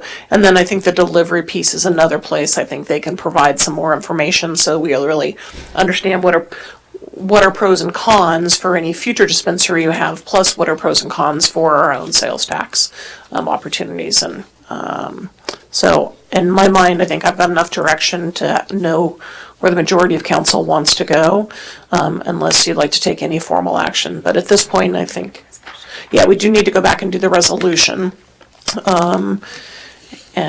because what that gives us the approval of the contract.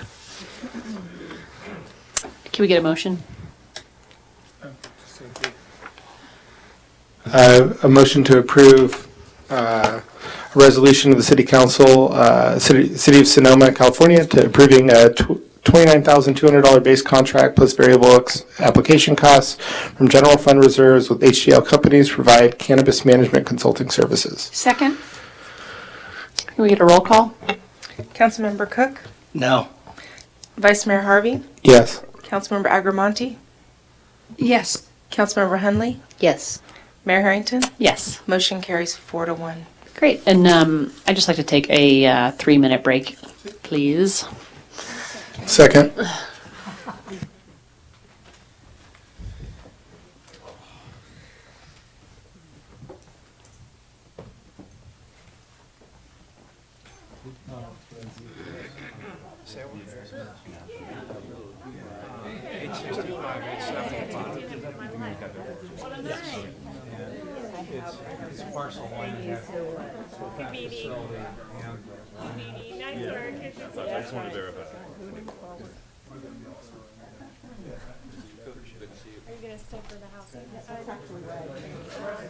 I knew you were here because I was watching it at home before I came down here, and you're right in the front.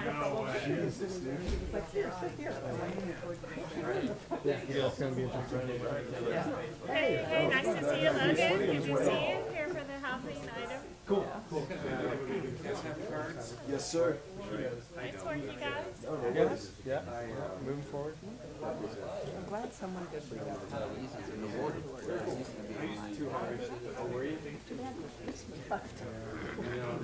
It's gonna be mean, but they've been on the roads forever, but we need to.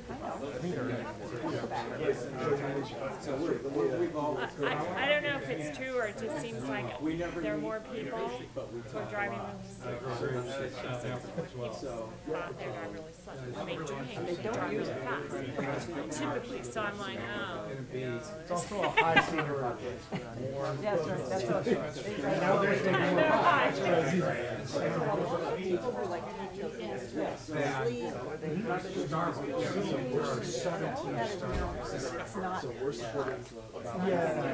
the CBD oils and tinctures and stuff like that that have been really helpful.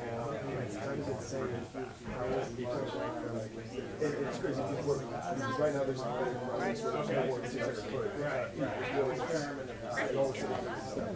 You have three? Right around the church.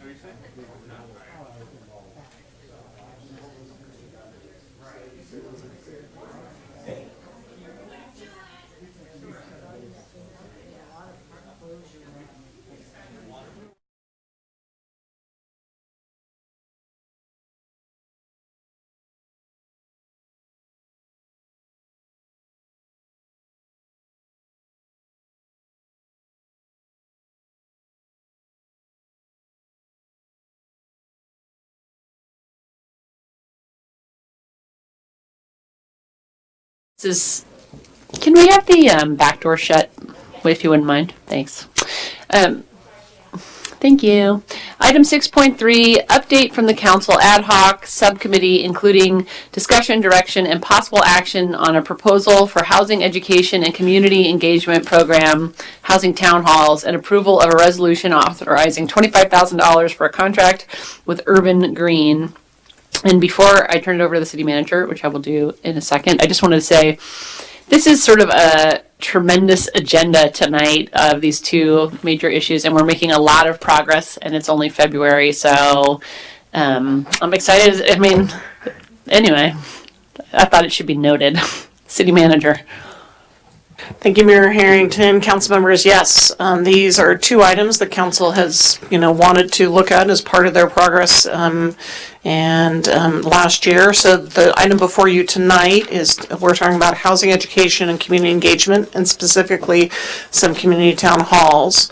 And maybe before I start, I think council had a goal setting session, I want to say last April, May or so. And at that point, there were two housing items you wanted to look at. One is you wanted to do some community outreach and some town halls on housing, and also wanted to look out at Housing Trust Fund. So you now have two members that are working on an ad hoc as we've kind of gotten through a variety of other projects through 2018. And so Vice Mayor Harvey and Councilmember Hunley have met with staff a couple of times, and we're working on a variety of items. This is the first piece they're ready to bring back to you. And so specifically this is to really start some of these town halls and asking for your approval on a resolution authorizing a $25,000 contract with Urban Green. And the resolution would allow me to authorize the contract. We knew you wanted to do this, so council actually budgeted $20,000 is set aside in general fund reserves. This would program the money from general fund reserves. There was $20,000. I need a little more. $25,000 would then be put into the 18-19 budget, since this is really a budget adjustment as well. So the objectives of the town halls are really, there's kind of four key things. Create a common understanding of some of the drivers and trends and barriers and tools, and looking at how do we have a diverse housing mix in our community. I think also we talk a lot about housing, but we all talk, we each may be talking about needing housing, but we each may be picturing different things in our brain. And so part of it is getting some common language and some term definition so that we can really kind of start to define this a little more. Also, the purpose of the town halls is to look at what other communities have done and what are some lessons learned that we can gather so we don't have to repeat. And then really looking at what can we control, what are the levers we can push, where can we have impact, and what are some things that we want to prioritize as we look at potentially future actions that we want to take with housing. So those are the objectives of the town hall that were reviewed by the ad hoc.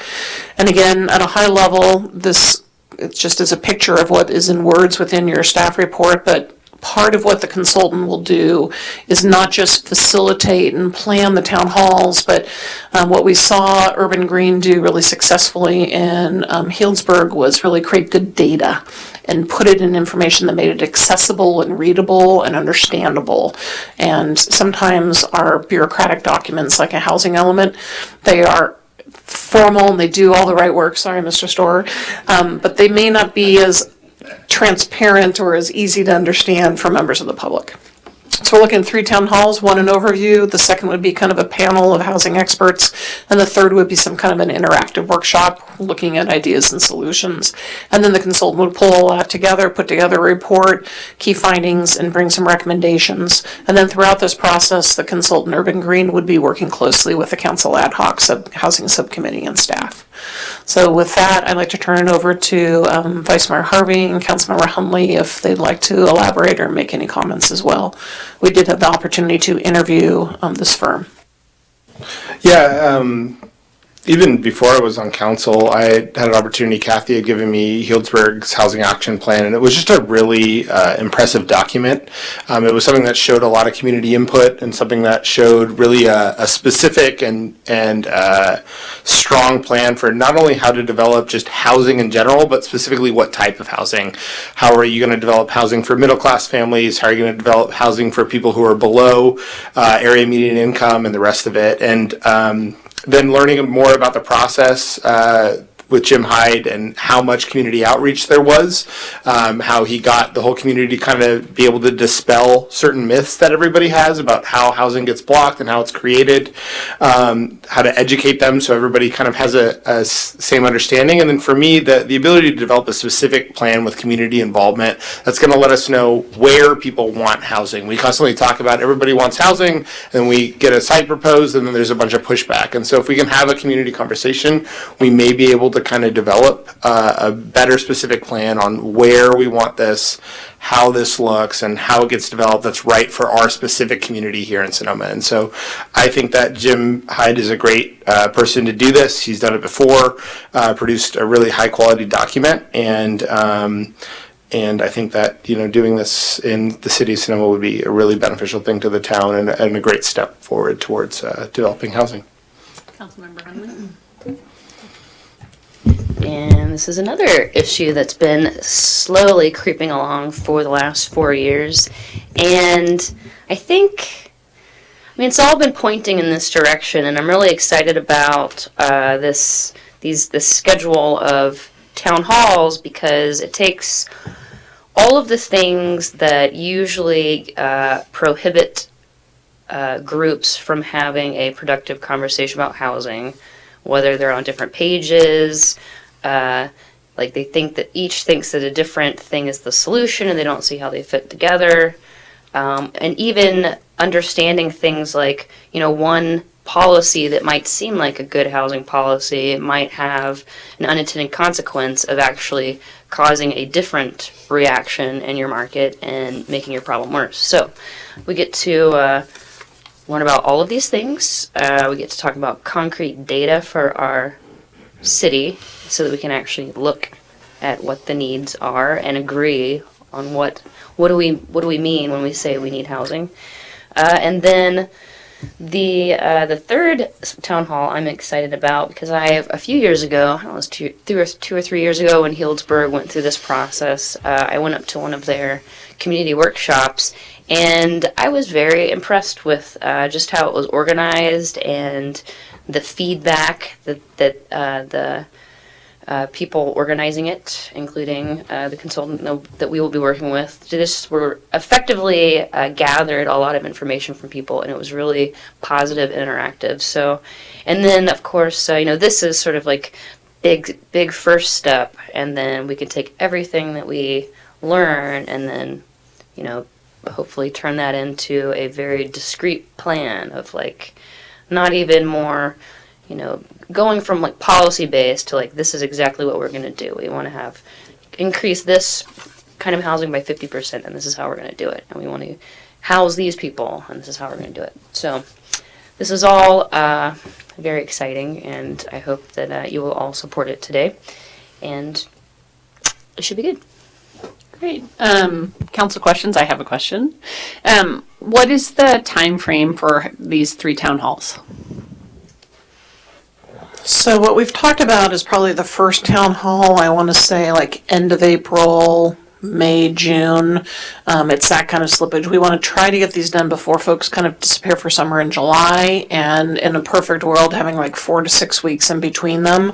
But we also, the plan is to set all the dates so they're set, and we go out and we market them as a a package and communicating. But there's also information that from each of them that we'll build, and data and information that the consultant will be putting together, and they'll be working between. So we need to have enough spacing that can occur, and yet not too much. and we're also getting a little crunched on the summer. So we don't have the exact timing. We have a lot of information, but we've also got a new planning director and, Mr. Heat coming in too. We'll need to kind of get up to speed. So we need there's some background work he'll be doing for the first kind of 6 weeks as he dives in. So, just so I understand this, so you're saying all 3 would be done between April and June? Our hope is April, May, June. Maybe that slips and maybe you end up doing, so there could be some slippage, but that is the ideal. But we'll see. That's what we want to shoot for. Okay. And then in terms of the outreach to the community so that we have good participation, how is that done? So we've talked about this with the ad hoc already. So one, we definitely, we'll do our social media. We'd be working out with maybe different community partners and nonprofits, asking them to help spread the word as well. Working with the local media. So I think there's a variety of ways that we can get the word out, probably fairly inexpensively without necessarily having to buy ads. I think this is something that folks will help us self-promote and communicate. We also have the opportunity of potentially looking at doing some school inserts. You can do flyers to maybe some of the schools. We talked a little bit, we did explore whether to do something, an insert in our water bills. They did that in Healdsburg. It was a lot of work, was not very successful. But that could be another piece that could be explored. So those are some of the ideas that we've tossed around, but we would definitely be putting together kind of an outreach program as we move forward. Okay, so broad strokes overview, a little bit of education, and the third part, there will be participation from all the people that attend. Okay, all right, thank you. Any other questions? I do have a question. It's been a while since I've read that, the Healdsburg, and I'm going to pull it up again. My question is about people ask us, say all the time, we have land. We have land. So is there a way that through this gentleman would be able to say, here's city land, this vacant land, this is who it belongs to. I don't even know if I'm asking the right question, but that's something that's always asked. And people always say, you have land, look at this thing, Yeah, opportunity so sites. So it would be nice to identify those pieces for us. Yeah, so we definitely, within the housing element, we have opportunity sites that are listed, and we should do an update of kind of where we are and moving forward with those opportunity sites. So I'm not sure if that comes out of this process or if that's an action plan. I think there's some of that could be talked about. I think there's some that could definitely be talked about, and then there's some that maybe a next, kind of a further investigation might be part of a next phase. So, but I definitely maybe valuable at a public forum. Yeah. People, I don't know about anyone else, but they ask all people, and they have a right to ask. They drive up the street and there's a big lot. They think it's whatever. I agree. Councilmember Hunley? I know that when the subcommittee discussed Town Hall number 3, and the Vice Mayor has also, is curious about people brainstorming as to exactly where things can go. So from my memory of our discussions, it could be a part of the third one. Yeah, sorry. Vice Mayor Harvey? Could I ask? Harrington? Oh, that's me. Yeah, there you go. Call your own name. You just get to talk. We want to know specifically from the community where they think housing should go, what they're comfortable with, what levels of density, these kinds of things are questions that we want to know. I definitely am curious to learn more about the land. We kind of discussed that a little bit at our agenda setting session to try to get kind of some sort of idea where that is. That may be a separate piece that'll come out of ad hoc too, but just knowing like specifically, is this an area of town that you would like to see more housing put in, these kinds of things, if we redevelop zones or things like that. So we've been working with Jim Hyde to try to get as specific as possible. We want to get as much data as we physically can on out of these. And the thing about these, the way that they work is they build on each other, and we want to try to advertise them as a whole. So that the same people or some of the same people come back and they get like an entire education that educates the broader community. Then they go out and, talk to people what happened. And Healdsburg has used this, this process to say like, you guys said that you wanted this. We went through the document as a defense for new housing projects that they've put in when they get community kickback. They've said, look, we've talked about this as a community. We've said that we want to specifically have housing in this location. And so now we're going to go and do that. because we did the outreach before. I have one last question. So in terms of the kind of like tandem issue of creating a housing trust fund, in my mind, it would be better to start putting funds into it now, even if we don't know what to spend it on. I mean, now in the relative near future. Was the idea that we were going to wait on starting to put funds into it till this process is over, or that it's parallel? And maybe that's a question for the subcommittee. I don't know. No, I think the plan was that, I mean, that it would be kind of in parallel. These are kind of, I think the trust fund is, there'll be some work to kind of jump this off with Urban Green, and we'll want it because the timing is tight with the summer. So I think the committee's going to need to put their focus here probably for the next couple of weeks, but then we'll need to shift. And really, the next thing I think that we talked about was the housing trust fund is the next priority. Great. Are there any other questions? Thank you. Okay, I'll take it out to the public for public comment. Fred Ullebach, 19550 8th Street East. I'm very happy with the way this is going. I think it goes to show that if you go to enough meetings, some things finally start going your way. I've been to a lot of meetings, and I'm glad that this is happening, and so very good work. Thank you for making this happen, Fred. For everyone's part. So I think the primary recommendations from the Healdsburg Housing Action Plan struck me as all the common sense things that Sonoma would need to do. So those things are already known, but we have to go through a discovery process to find out what we already know so that people can get the buy-in.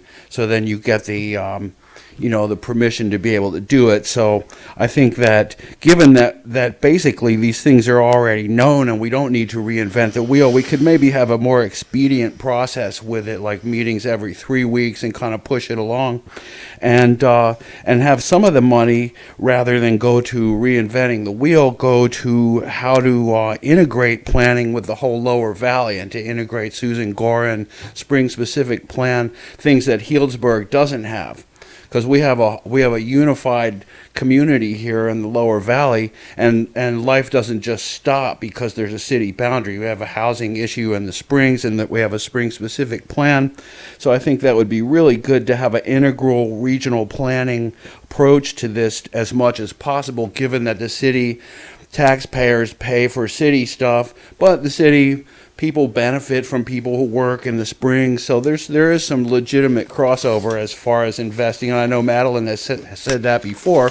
Why don't we take some city money and build something in the Springs, so there'll be people who work here.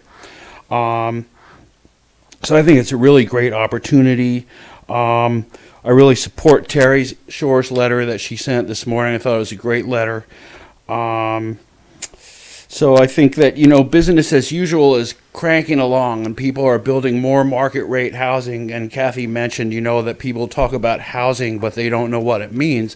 I think that the affordable housing crisis is not, quote, housing, it's area median income housing on that spectrum. And that's where the real problem is. And so that's where to define it. And so that's where to focus. And so the trick for business as usual is to get the train to stop producing market rate that all these people can't afford, and get the code focused so that it says we want area median income people here on the spectrum. Like the Healdsburg said, 160% area median income is the middle. Well, I would dispute that, but I'm in agreement with the whole process. And just in a few minutes, I would say that I've been studying Kathy's lingo as city manager, and I've got tee up, put things in buckets, piece, drivers, levers, slippage, churn. So these are great lingo that I'm going to try and incorporate into my own language. Fred, I'm not sure I can get your lingo though. So your lingo, your past public comment would, there's funny lingo there. Dave Ransom, I live in Santa Rosa. I go to church in Sonoma, and I'm speaking for the Sonoma Valley Housing Group tonight. There were 4 of us here at one point. There are still a few.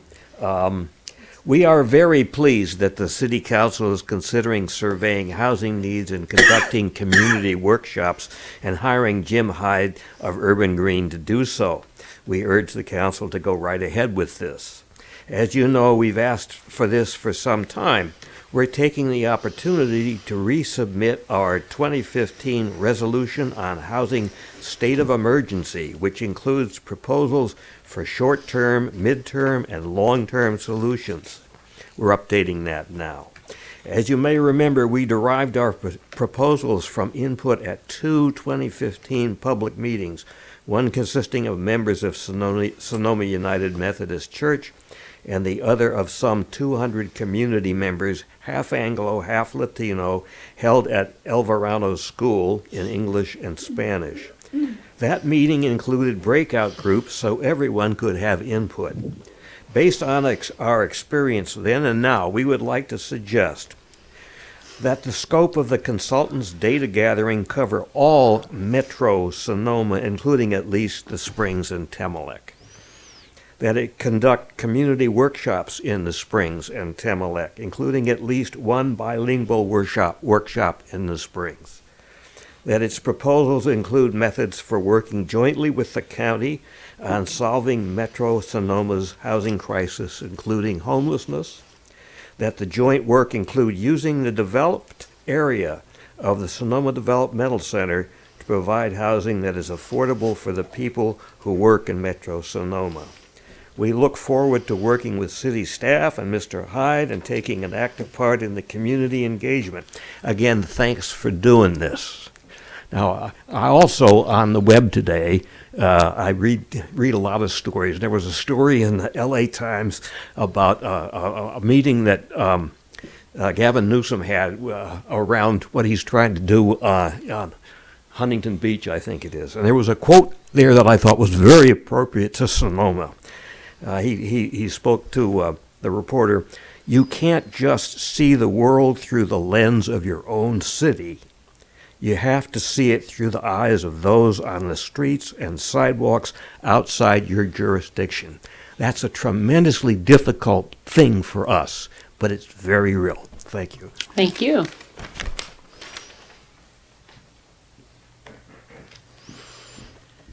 And to look at some of the reports that have recently been produced on infill housing, specifically in Sonoma County. There's all kinds of great recommendations available and lots of resources available to you. One thing I'd like you to consider is defining what missing middle means. It's kind of a term that's out there that isn't fully defined. We talk about affordability by design, but as we know in Silicon Valley, you can probably rent a closet for $3,000 a month. So what do we mean by that? Greenbelt Alliance has resources available to help you, so please call on us to partner, help with the outreach, and provide resources to the council. Thank you. Thank you. Anyone else?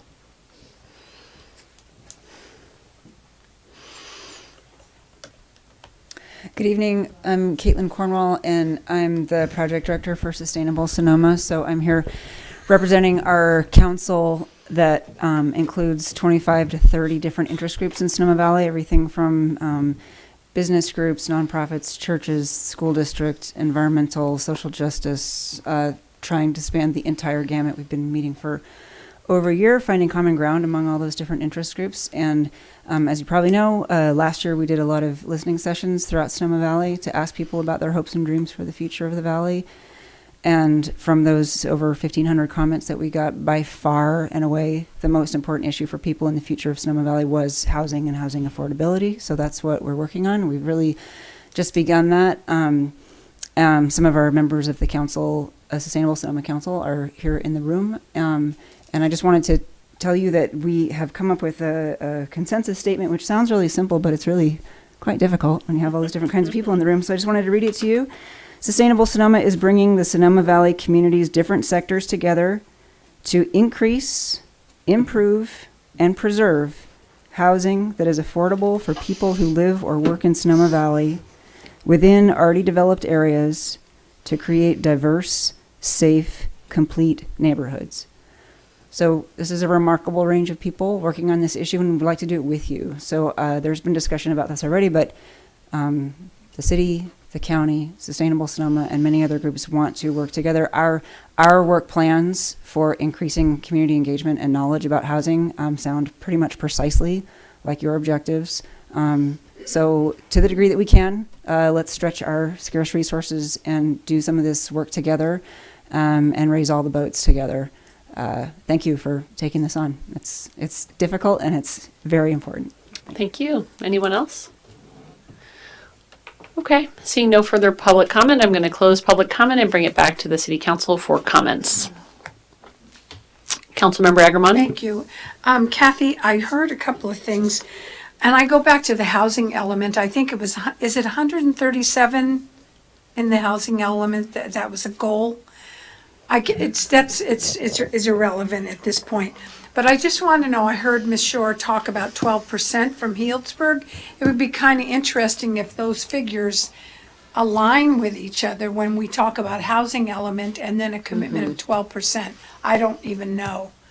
I don't even know if that's something that there's an answer to, but perhaps Mr. Hyde, is that his name, might have that information. Yeah, I think part of this is getting good data, and so we know where we Exactly. partly where we were, what we've done, where we're standing now, and what our, again, within our limited kind of boundaries, what our options are. Mm-hmm. And one other thing, I'm sorry, but it's interesting, before the dissolution, I know people glaze over now, we can't talk about it anymore, but before we lost that money, we were really a vibrant city that built affordable housing. And it's really sad that those funds are no longer available. Unfortunately, nobody likes to hear about it anymore. It's sort of like Hurricane Katrina. But I like to continue to say the city had $1.1 million we had annually in 2010 to put towards affordable housing. That is fairly remarkable for the city this size. And if we didn't spend that money, just think how much we'd have right now in preparation for doing this. But that money was spent, that money was spent on a variety of affordable housing projects. And I do think that. And they're all over Sonoma. They are, and I think that is a piece in terms of a little, we don't want to spend too much time going backwards, but I do think there is a story to tell about the city's investment in affordable housing, which is important because there are deep roots here. Unfortunately, we don't have the money going forward. So, the redevelopment money is gone, so we have to look at other opportunities. Any other comments? Councilmember Hundley? I just one more comment about hearing about working with the county, which I think that there's still going to be many ways that the city and the county and Sustainable Sonoma and other groups are going to be able to work on our mutual interest in things. I'm really excited about this series, one, because it's finally forcing us to get all of our data collected and in a way that we can understand, which is just a step that needs to be done. And also I just see it as the scope of it is something that we can proceed with. And a lot of times things kind of get to the precipice of being something, and then it just kind of gets very complicated and then it just stalls. So I think that this is sort of within our means of powering through and at the end, being closer to a solution than we've started. But I don't think that this is exclusive of other things because it's a very big problem, the biggest problem, and it's going to take a lot to solve it. So I see this as sort of one piece of it. Logan and I are working on some other things, and I'm sure more stuff's going to come up and people are going to have other stuff, but I think this is just the beginning. Vice Mayor Harvey? Yeah, I'd just like to speak to regionality as well. I mean, we're not disallowing anybody from the Springs to come to these events as far as a location that hasn't been determined yet. And I think it is really important for us to work in collaboration with the county on housing, on transit, on all of the large issues that exist in our community and broader scope communities. I also think it's really important that we get specific recommendations and specific data that directly deals with what goes on in our city limits and where people need housing within our city limits. So in the process of developing a specific plan, there needs to be some Sonoma focus. And then in terms of building housing more generally and what works in general with housing, there needs to be more regionality focus. But of course, we totally recognize, Rachel and I totally recognize, I think everybody on this council and in this city staff, everybody recognizes the importance of the regional aspect and the fact that the Springs and Sonoma have a very intense relationship and a very close relationship that has to do with all types of different, equity and all the types of issues. So yeah, these aren't closed off meetings, and but we do want to get some specific data about Sonoma too. Councilmember Cook. Yet I also will be supporting this resolution. It's a good step forward. It's been hard sitting on a council when you don't have money to put towards something and have people have signs and you go home and tell your wife, we're renting, it's costing X amount of dollars to, and we're afraid we're going to get priced out of Sonoma. And this is the right step forward. I'm looking forward to it. I hope it happens quicker. I've always said government runs slow, and this has been a long time, but we just need to look at the money aspect and try to figure out more ways to increase that. So when we do have a good plan, we have a way of implementing it, and I think that's probably the most important. Thank you. I think this is very exciting, and I am enthused to see, how much energy is sort of around doing all this. And when I first got elected, maybe even before, I met with every person that's sitting in the audience today, and we talked about housing. And to Fred's comment about showing up, these are the same people that have been showing up for years, making sure that this is on the agenda, coming to public comment and talking about it. And it is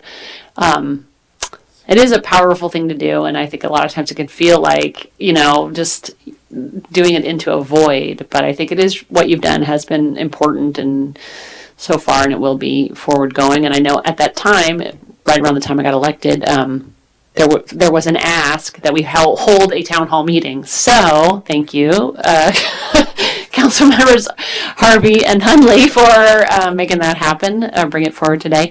And also, of course, same issues about working with the entire valley, our community at large, not just our geographical borders. I do think, to some extent, we are using taxpayer dollars of the city of Sonoma, and we have an obligation to the people who pay those taxes to use them for the benefit of the people of the city of Sonoma. And so, there are social goods that we want to accomplish, but also we have a fiduciary duty, I think, to the taxpayers who have paid into it to make sure that we are not giving their tax dollars away to people who did not pay into it. I think that's, it's mutually beneficial, but it's something that I'm keeping in mind, is that we have a fidelity to the people that have paid these taxes. And then in terms of the trust fund, and I could report this later or now, but I attended the TID board meeting, and at that time they briefly touched on the topic of the idea of increasing the hotel tax by 1% to go into an affordable housing trust fund. And the people at that meeting told me that they supported that the hotels liked the idea of having a dedicated tax to go into a trust fund. So I think that is really wonderful and a good source of continuing funds and good news. There's a lot of things going in the right direction on housing. So, of course, I support this as well. So, can we get a motion?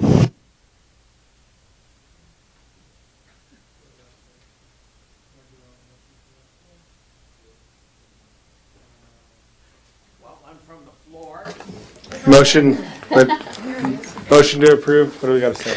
Let's approve a resolution. Okay. Motion to approve a resolution of the City Council of the City of Sonoma, California, approving $29,000 from the general fund reserves for a contract with Urban Green to provide housing education and community engagement program housing town halls. Just to clarify, that's $25,000.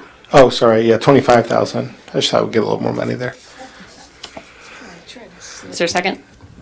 Second. Can we get a roll call? Councilmember Cook? Aye. Vice Mayor Harvey? Yes. Councilmember Yes. Agramonte? Aye. Councilmember Henley? Aye. Mayor Harrington? Aye. Motion carries unanimously. That deserves a Yay. Council members, reports, comments? I had my legislative committee meeting, and we're just getting started. I think the deadline to submit bills was going to be this Friday, but what's on everybody's mind is the CASA Compact, so we will be discussing it in depth at our March meeting, and so more to come after that. Good. Anyone else? No. I gave my TID report, so there's that. Okay, city manager.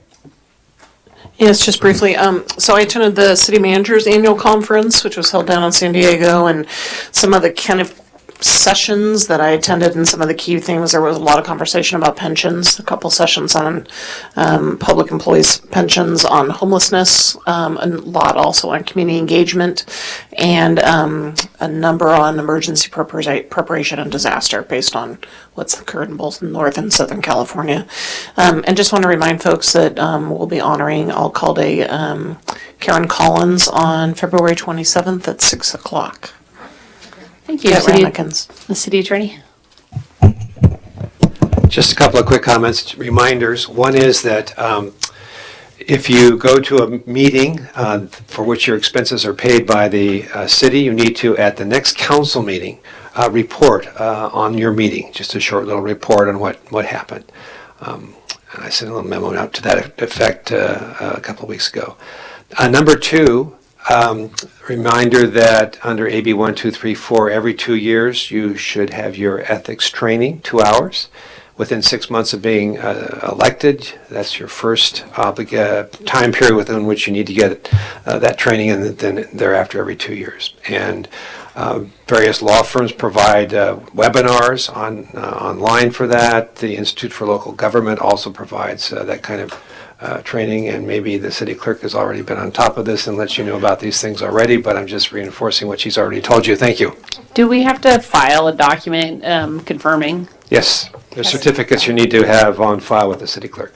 And you have to file it with me, and Okay. most of you usually get that at the Mayors and Council Members Academy in January. Okay.